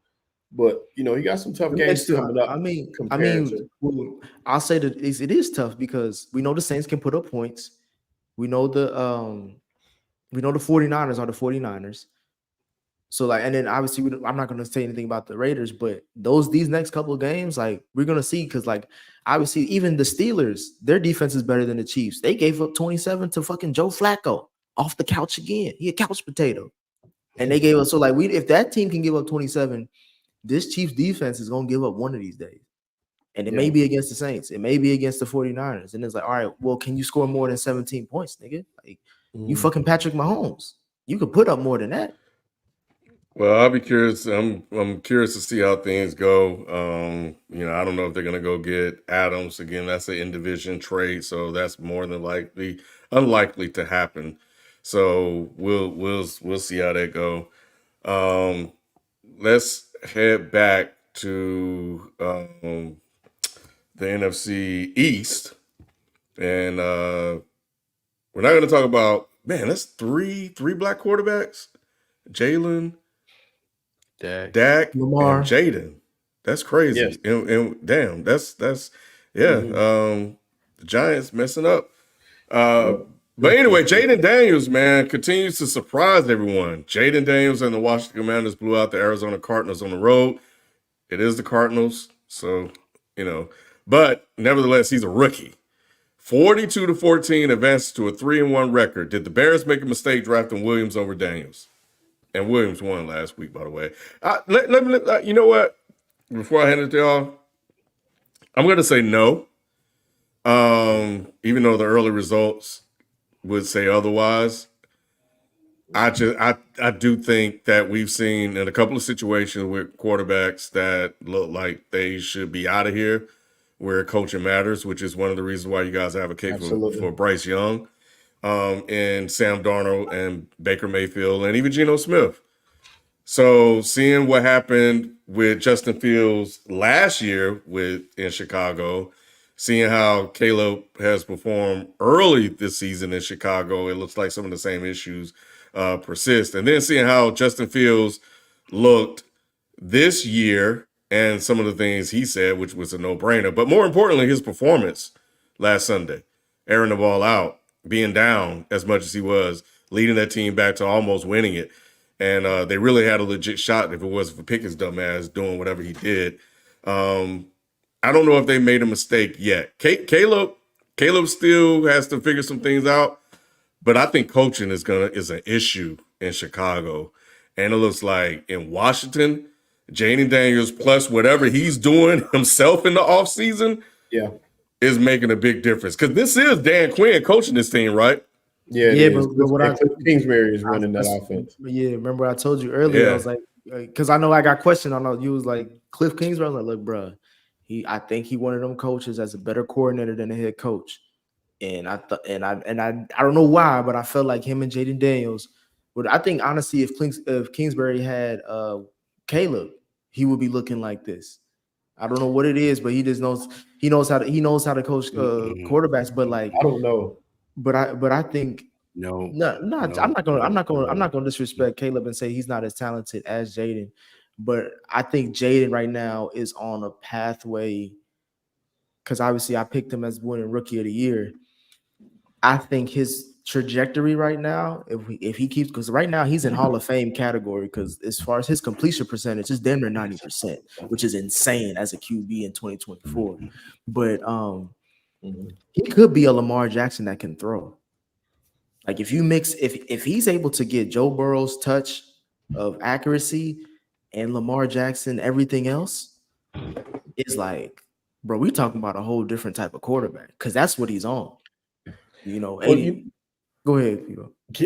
Ken started off. I thought this is where he was going to go, but sometimes where you're drafted, or you did go there, but I thought you were going to go a little bit deeper. But I guess I'll take it. Pause. Come on. I was going to say pause. I'm sorry. I'm just had to make sure. Shit, bro. But the coaching, you know what I'm saying? You look at the Commanders, and they were very intentional with their front office, getting Cliff Kingsbury as an OC, not a head coach this time. And we're seeing the fruits of that. Like, you know what I've been talking about all season this season is give your quarterback some gimmies, and not some gummies, but some gimmies. And we're watching the Commanders be extremely creative with their play call. Obviously, they have Terry McLaurin out there. He's made some spectacular catches and stuff like that you can't coach. But at the end of the day, the creativity that we've seen from Cliff Kingsbury this season, I have to commend him on it.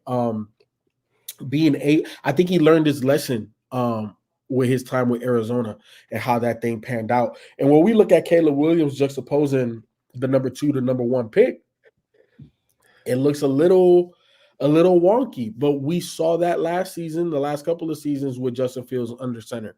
That Bears organization has done a good job in the front office to amass talent.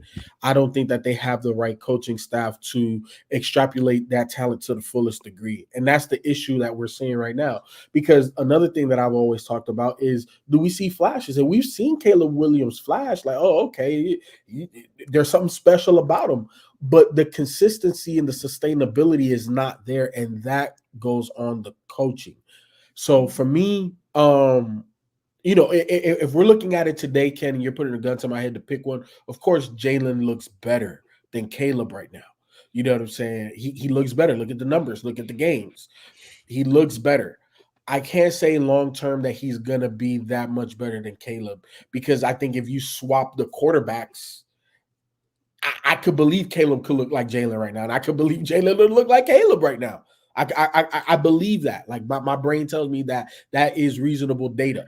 But all that being said, Question. I would take Jalen right today, this Why- second. But I why- think Caleb is better. It's Why not doesn't Caleb look like Jalen right now? I already talked about it, the front office, the coaching staff, that Well, organization. here's the thing that the You clear think? difference- Wait, real quick, Sheldon.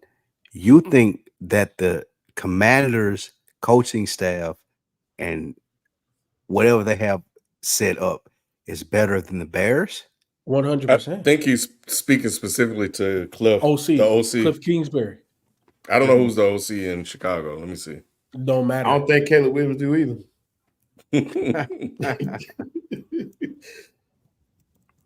Yeah, I can't even remember who their OC is, but a lot of it still is between some guy named Shane Waldron. Yeah, a lot of it's still between the ears too, man. Jaden Daniels came into this league 55 confident starts. and he was super confident, and he's been there, he's done that, done that. He was good at Arizona State on a team when it was pretty much just him. Brandon Ayuk was there, but it was mostly just him trying to get it done, and he did a pretty good job. He went to a pressure cooker in LSU, won some big games, played well, did what he had to do, got some good coaching there. He came into the league very comfortable. I don't think we saw the same confidence from Caleb, and I don't know if a change in scenery would have made it be equal. Talent-wise, they are, very talented guys. They have different games. Jaden is much faster, as far as tucking the ball and having to run. They both can throw the ball, but Jaden's skill set fits perfectly with what Washington is trying to do, and his mentality more than anything makes him stand out more than the rest. He came into the league feeling like a vet. He took over a leadership role immediately when he got there. You heard about his leadership. You heard about his qualities as soon as he touched down. So in saying that, he deserves a lot of props for what he's doing right now, and he's getting it done. I'm telling you, he's getting it done. I gotta disagree with you, Sheldon. Caleb came into the league hella confident. It's just the league humbled his ass early, and that offensive line that helped along the way. My thing was going into this season, and everybody look. Can I be wrong sometimes? FIFA try to call me out on some of it, but we disagree here and there. But when I'm right, hey nigga, I didn't even know. I didn't expect the Commanders to be hot this early. I just knew by the end of the season. I was like, I think they could probably get to the playoffs. But the way Jaden looked, man, I know I had a hot take and say I got him over Caleb for their whole career, damn near. But shit, right now, unless the Bears make some type of, and again, I'm not saying Caleb's a bust, but unless the Bears make a move, which they should immediately. What move, bro? They got coaching change. I'm talking about the coach. Yeah, I'm talking about the coach. Okay. Unless they make a move. But do you think? Do you think a coaching change mid-season helps the Bears? I don't. I think because of the nature of a rookie QB and all that, let this season just play out how it is. Get rid of Eberflus in the offseason. Get rid of that coaching staff in the offseason. But bad tendency is what I'm worried about. You know what I'm saying? Like he looks like the way Caleb plays right now. It's like these are bad tendencies for you to have. So if it's not working now, let's get him out now. Because I didn't have him going to the playoffs anyway. Caleb's not used to playing this way in this type of offense. Think about what his best year was. Who was his coach? Isn't it always been Lincoln Riley? Yeah, Lincoln. Right? Offensive minded. Eberflus is a defensive guy. Is all I'm saying is I don't think that you could bring in a coach midway through the season and clean up those bad habits that you're talking about, Nick. What I'm saying is wait till the end of the season, bring in a head coach so that way you know that this coach is going to be married to Caleb for the next 2 to 3 seasons. Bring in, but Washington is proven. Washington is proven though, people, that it doesn't matter if you got an offensive or defensive head coach. It's not the head coach; it's the coordinator. It's the OC. That who's calling plays? It's who's calling plays Washington? and who's creating the plays, right? Because in right. certain situations, we know that in with the Commanders, Kingsbury is calling in creating those plays. We Right. know in Kansas City is Andy Reid. No matter how much they wanted to give Bieniemy, we know who the hell is creating these plays and calling these plays. But at the same, I'm vouching for Bieniemy, but I'm just saying, like, I think Eberflus, the only bail I'm gonna give him is that defense looks legit. So I don't mind him being a head coach as long as he only worried about his side of the ball. But you need somebody like Ken said, that random ass OC, he trash. Get his ass up out of there. Get somebody else. Somebody. Well, I mean, Daboll, he a head coach right now, so that's a pay cut for him. But Eric, like the reason why Eric Bieniemy out, he got a panhandle. Like he clicking the sidewalks looking for a job. Somewhere. I think he's in college right now. Yeah, but I'm just saying. Get somebody who can be a good OC to teach him good tendencies, because right now they could have kept Justin Fields for all the shit they got right now. I think that would limit their upside, but look, we've seen improvements, and that's what I'm looking for. Like, is he improving each game? Is his decision making and ability to process information improving each game? And the last game I saw, he made some good throws. He made some really bad throws. There was one throw he made, like, he wasn't even close to the receiver. Like, what in the hell is going on? Do you not know this offense? Are you not studying? What is going on with you? But running the ball, and he made some big throws in the clutch. So, and he's improving week to week, and that's what I'm looking for. I think Jaden Daniels just came in a good situation. He was the Heisman. He's just as good. Hopefully we'll get a chance to see the full potential of Caleb Williams, the way we're looking at it with Jaden Daniels. I want to see both of these guys excel in the NFL. I think it would be great. You said you were going to bring up the Lions, and then we'll get into our weekly pick. What you want to bring up with the Lions, bro? There was a show me some love, bro. Yeah, no. Shout out to the Lions. They the reason why when we get to the picks, I'm pissed about that. But the Lions beat the Seahawks. But I wanted to give a shout out to them because Dan Campbell seems like he's coaching, doing a great job. Even though I'm the one that said that, look, he was on watch to me low key. I was like, he got to get this team ahead of the curve. I'm just trying to keep it. I'm gonna be honest, bro. Still on watch. But I wanted to bring up Jared Goff was 18 for 18 last night. He was at a perfect game. They dominated the Seahawks, who were undefeated at the time. I also want to get a shout out to Jared Goff because he's done something that these wide receivers or tight ends haven't done. He has a receiving touchdown. And he has more touchdowns right now than Travis Kelce, Mark Andrews, Sam Laporta, Brandon Ayuk, and Jalen Waddle. Now, the last two I mentioned got paid, and we had a whole conversation for months, weeks, about Brandon Ayuk getting paid and being a number one. So I'm just trying to let y'all know right now. Right now, Jared Goff has more touchdowns than a guy who just got paid hella to not leave a team that he was supposed to be their number one wide receiver for. But shout out to Detroit. They had that David Montgomery run that he had to basically seal the game. It seemed like that was beast mode for sure. Hey, B, by the way, I was calling him trash. I meant to tell B last night. I was calling him trash because he's messing up my prize picks ticket. That's the only reason I said that. But I picked him to win. So man, that shit was funny because. It happened right after Jared Goff took a sack. So I understood what Shelton was saying, but the defense confused him and he didn't know where to go because they had dropped some guys underneath as they were explaining on the telecast. So Shelton put in the chat, Jared Goff and Lips is trash. And after that, the man proceeded to go 18 for 18 with 3 total touchdowns. Yes. Hey man, I was so mad. I was just mad though because my ticket was losing, bro. That was it. That's all I cared about. That's what I was speaking on. I should have been clear with that, but yeah, he had a perfect game after that. I was like, man. So he came out the hole, and I won my money. So I owe Jared Goff a big apology. And Dan Campbell messed up and didn't give him the game ball, but he fixed it. He gave him the game because he said he didn't know he had a perfect game. I don't know who he gave it to. I had to look that much into it, but I just saw the headline that he fixed it because he didn't know he had a perfect game. And Goff was trying to lie, saying he didn't know.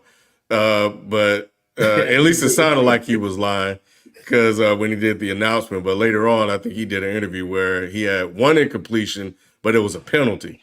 And I think he was asking whether or not that counted or something like that. But either way it go, man, and it's not like these were dink and dunks. Like he was tossing that bitch down the field.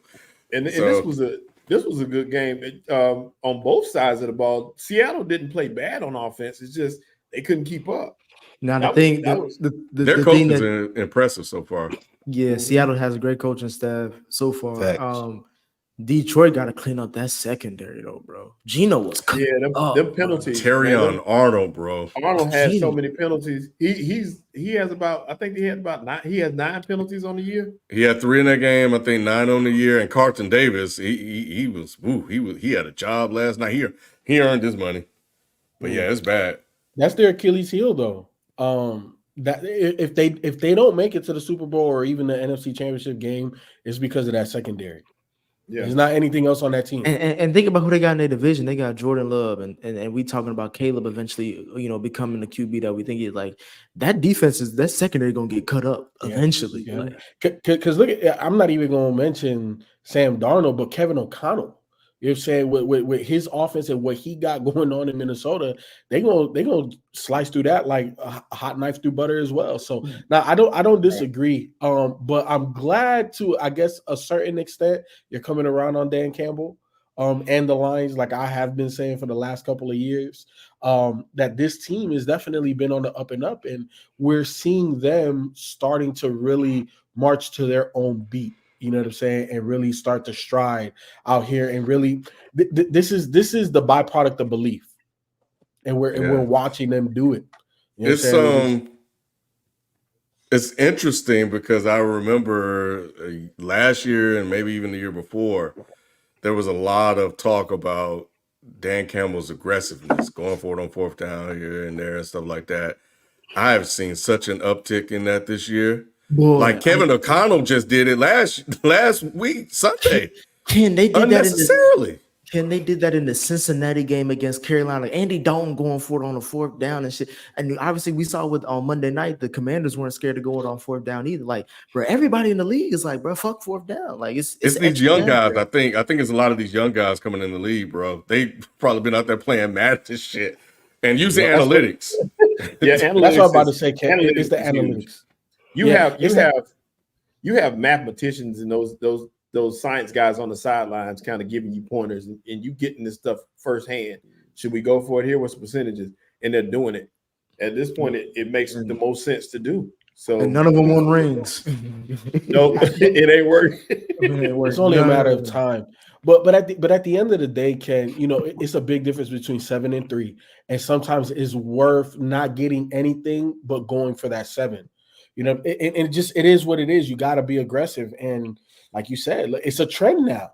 It's only a handful of guys last season. This year's a trend. Yeah, it's crazy. Just like some of these penalties and stuff, we're going to get into the weekly picks. This is just a quick aside, like all the holding and illegal formation we're talking about in the chat. It's just like, bro, what are y'all doing? It's ridiculous. And my question is, and I need to go see if I can find it, like, are these guys just holding and not being taught how to play the position, how to line up properly? What the hell is going on? Ken, in my opinion, and I want to answer that first. And the only reason is I've been paying attention to it, and I say it all the time. We devalue the preseason, and by we, I mean the league. The league devalues the preseason so much. These guys are not getting the proper training. They are not getting the proper technique, and you are seeing a lot more stricter calls at that. And it's not pretty, man. It's frustrating watching football now because every big play is coming back, and it's like you're seeing it so often. It's like, man, this is ridiculous. And here we are in week 4, going into week 5, and these guys are just not rounding in the form, so to speak. We talked about the awful quarterback play across the league. When you look at it across the board, it's been mediocre quarterback play. And it's because these guys are not getting live rounds in the preseason. You're not getting anything going as opposed to back in the day when they used to play in the preseason. Even if you only played a couple series, you were actually seeing live action. And it's starting to hurt, and it's showing. And plus, they made an emphasis on calling false starts. They made an emphasis on calling the way they're lining up. I think the referees are paying close attention to every detail now. And what you got, FIFO, and then we'll go to weekly picks. Nah, Okay. got it. Well, yeah, it was unfortunate because I was about to text Spike and Nick talk shit about Amari Cooper until he ran for a damn touchdown, and that shit came back because of a holding penalty. Like, Call it that. yeah, that was a rough call, but he leads the leagues in drop passes. I just wanted to put that out there. What we gonna do with weekly picks? Weekly picks. Let's get to it. I know. Hey, don't disrespect Cooper like that, bro. He may be a Kansas City Chief by the time we get. He might be.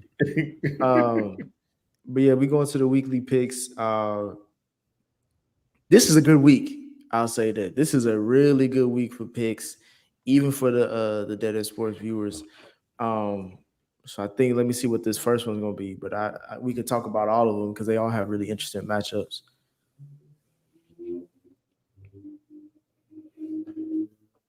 But while we waiting on that, I will say that let me just go over just to recap where we at. Here we go. Last week, yes. So I'm trying to catch up. That's Ken. I'll be trying to just make calls as I feel.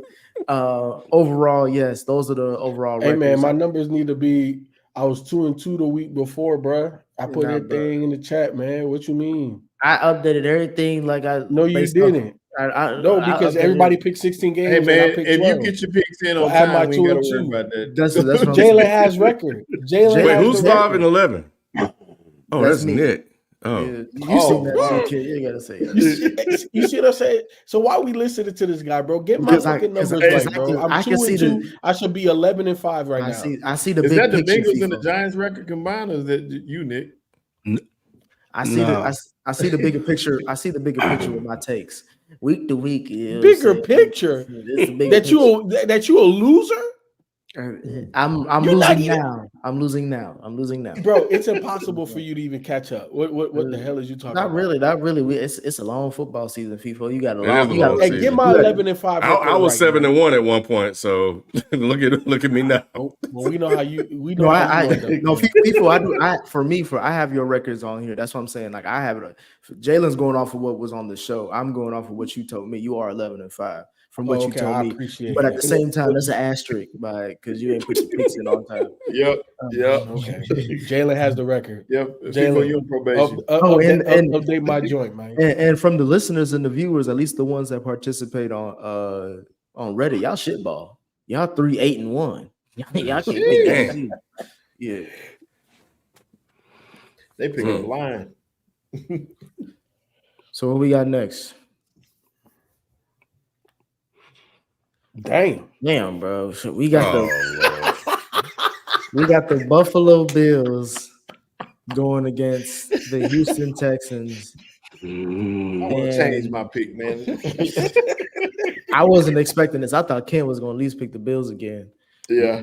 But after that, well, let's talk about the Texans, because I know there's some listener here who always posting a Reddit thread about the Texans, but he ain't been doing that lately for since that Minnesota game. Do they still look the same to y'all? Yes and no. So the reason why I say yes is because CJ Stroud was up to his same old shit, with that comeback win against Trevor Lawrence. I just knew they had a win, but Doug Peterson and Trevor found a way to give it away. But he let them back, and he was clutch when he needed to be in what was a tough game, which is why I went with them over the Bills. I didn't like what I saw from the Bills last week against the Ravens. And I think we could see the same thing, against the Texans. So it's almost like, well, I thought it was a pick 'em until everybody picked the Texans. But I think I like them a little bit better this week over the Bills. I think the Bills got to earn my trust a little bit more. Is Joe Mixon going to be out again? I forgot. I don't know. I got him on my fucking fantasy team for sure, so that's why I'm pissed off about that. Yeah. Apparently, I got a fantasy team and didn't know it. I didn't. I saw we do. Me too. We got a league still, and I they must have auto draft. It did. Did it auto draft? Maybe I didn't start it, but I was like, hey, you won your matchup. I was like, what matchup? Yeah, right. So I gotta start paying attention now. Anyway, go ahead.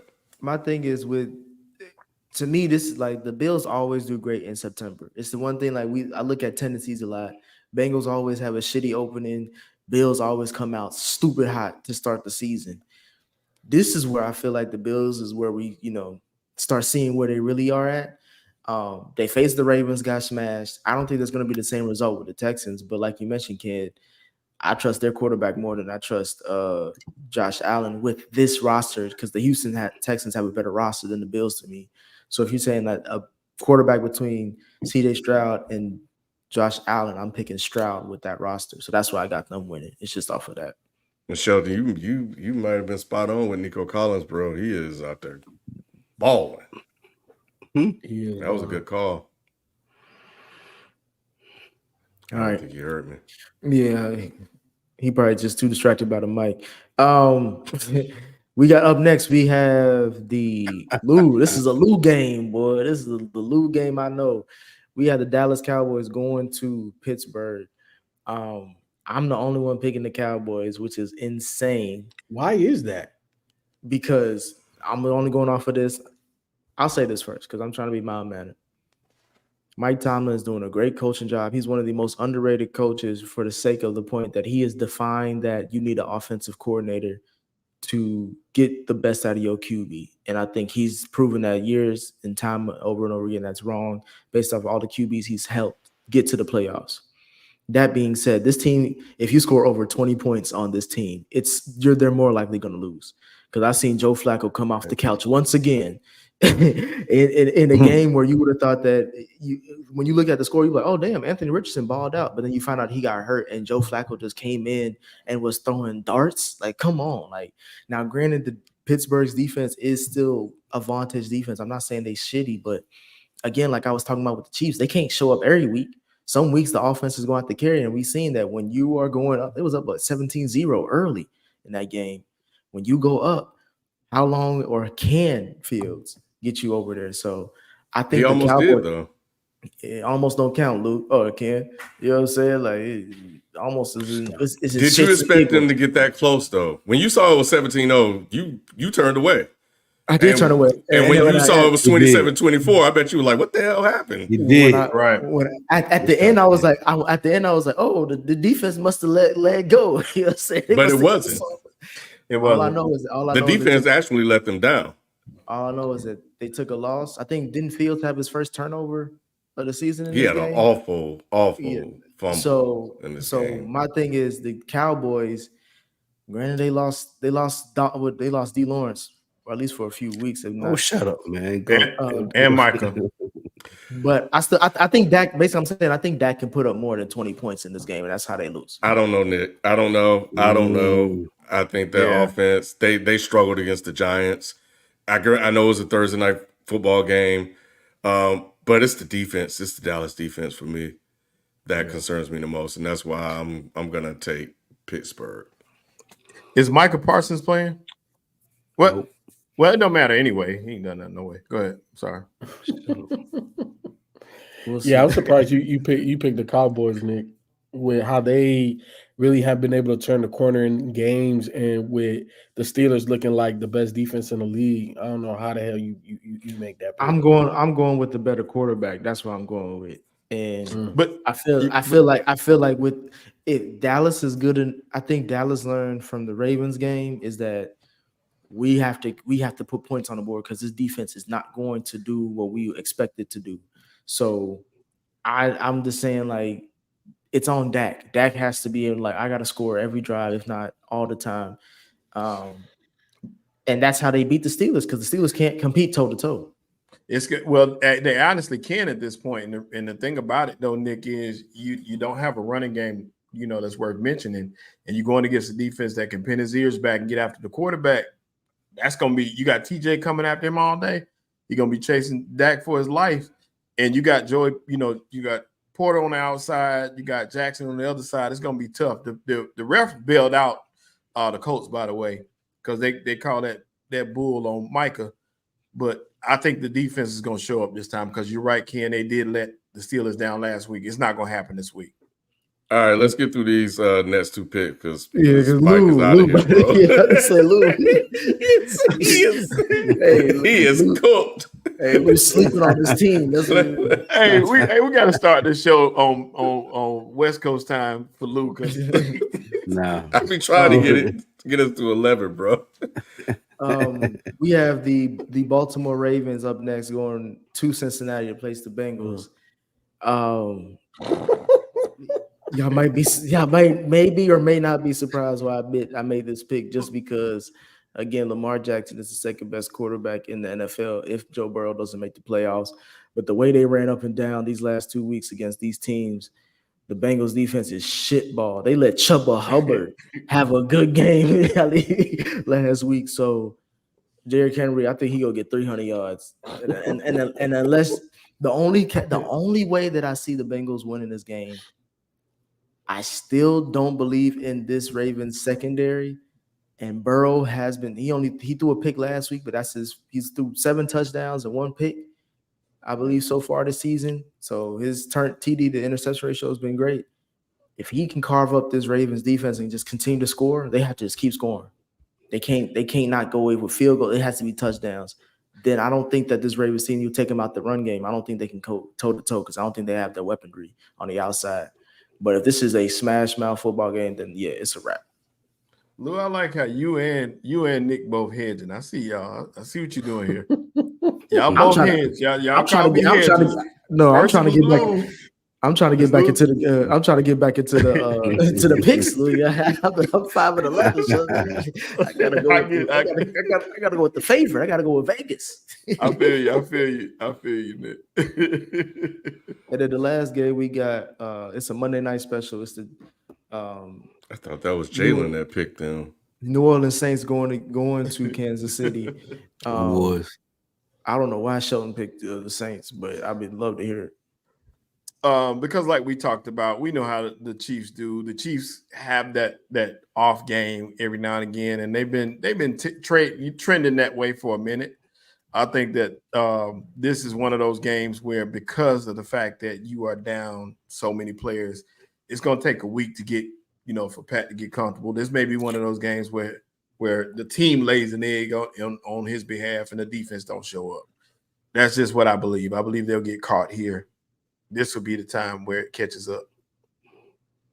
Gotcha. That's a good take.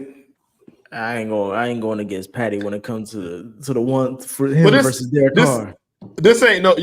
But see, once again, this game ain't for nothing in particular. You understand what I'm saying? It's like he don't have to have this game. It's not a must-win game. You're right. If something was on the line, that's what I'm saying. Something was on the line, then we know where we're going. But with a game like this is a game where, like you said, it's a trap. So. Honestly, that's true. Like, except for the Falcons game, the Chiefs kind of had to win those games against the Ravens, the Bills, and the Ravens, the Bengals, and the Chargers, because the Chargers divisional game. Obviously, the Ravens and the Bengals at that point in the season were looked at as contenders, or at least the only 2 teams that could really face them.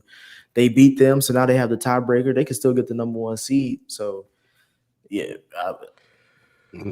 Well, shout out to the Falcons. Great comeback last week at Jalen's expense. Sorry, bro. But look, you got to find ways to win, and somehow, some way, they managed to find ways to win these games, bro. They should be 0-4 for real. Yeah, I'm happy for Morris, though.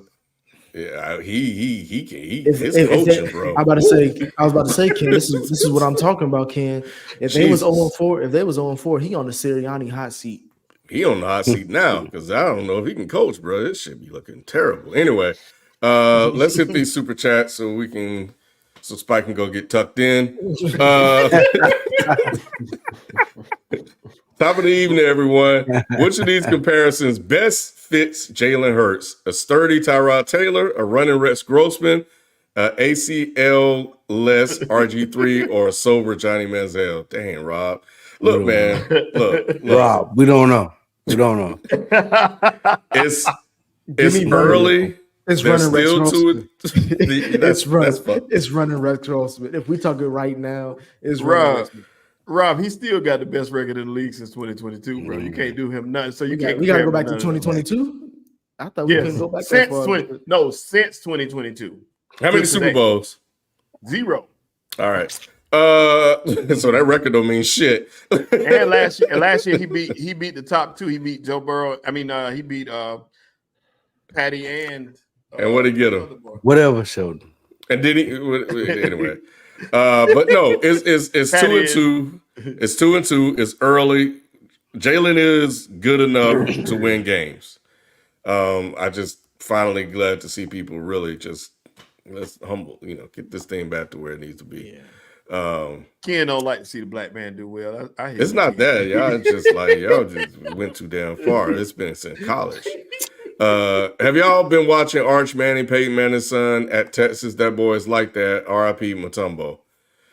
Nick and I were talking about it. It's going to be hard for them, Quinn, to get that damn job back. I don't know what they're going to do. It's not Peyton's son. It's his. That's Peyton's nephew. It's Archie. It's Archie's son. No. It's not Archie's son. It's the brother. What's his name? The one who was a receiver. Yeah, the one. Something with a C. What is his name? I'm sorry. Colt. Well, where Peyton originally from? It's the brother that he got sick. He had to. They're from New Orleans. What is his brother's name? Yeah, I forgot. Yeah. He was the most athletic out the 3. Yeah, that might be. they are from Louisiana. What you trying to say, kid? Either way, we obviously. I mean, if you watch college football, you have to notice that obviously he's playing for one of the biggest brands in college football, and he balling. Cooper, that's what it is. Cooper Manning. Yeah, his son is looking like he's gonna be a first overall pick coming out of the draft whenever he come out. So far. Yeah, no, he's looking nice. You got a lot more wiggle than I thought. Pause.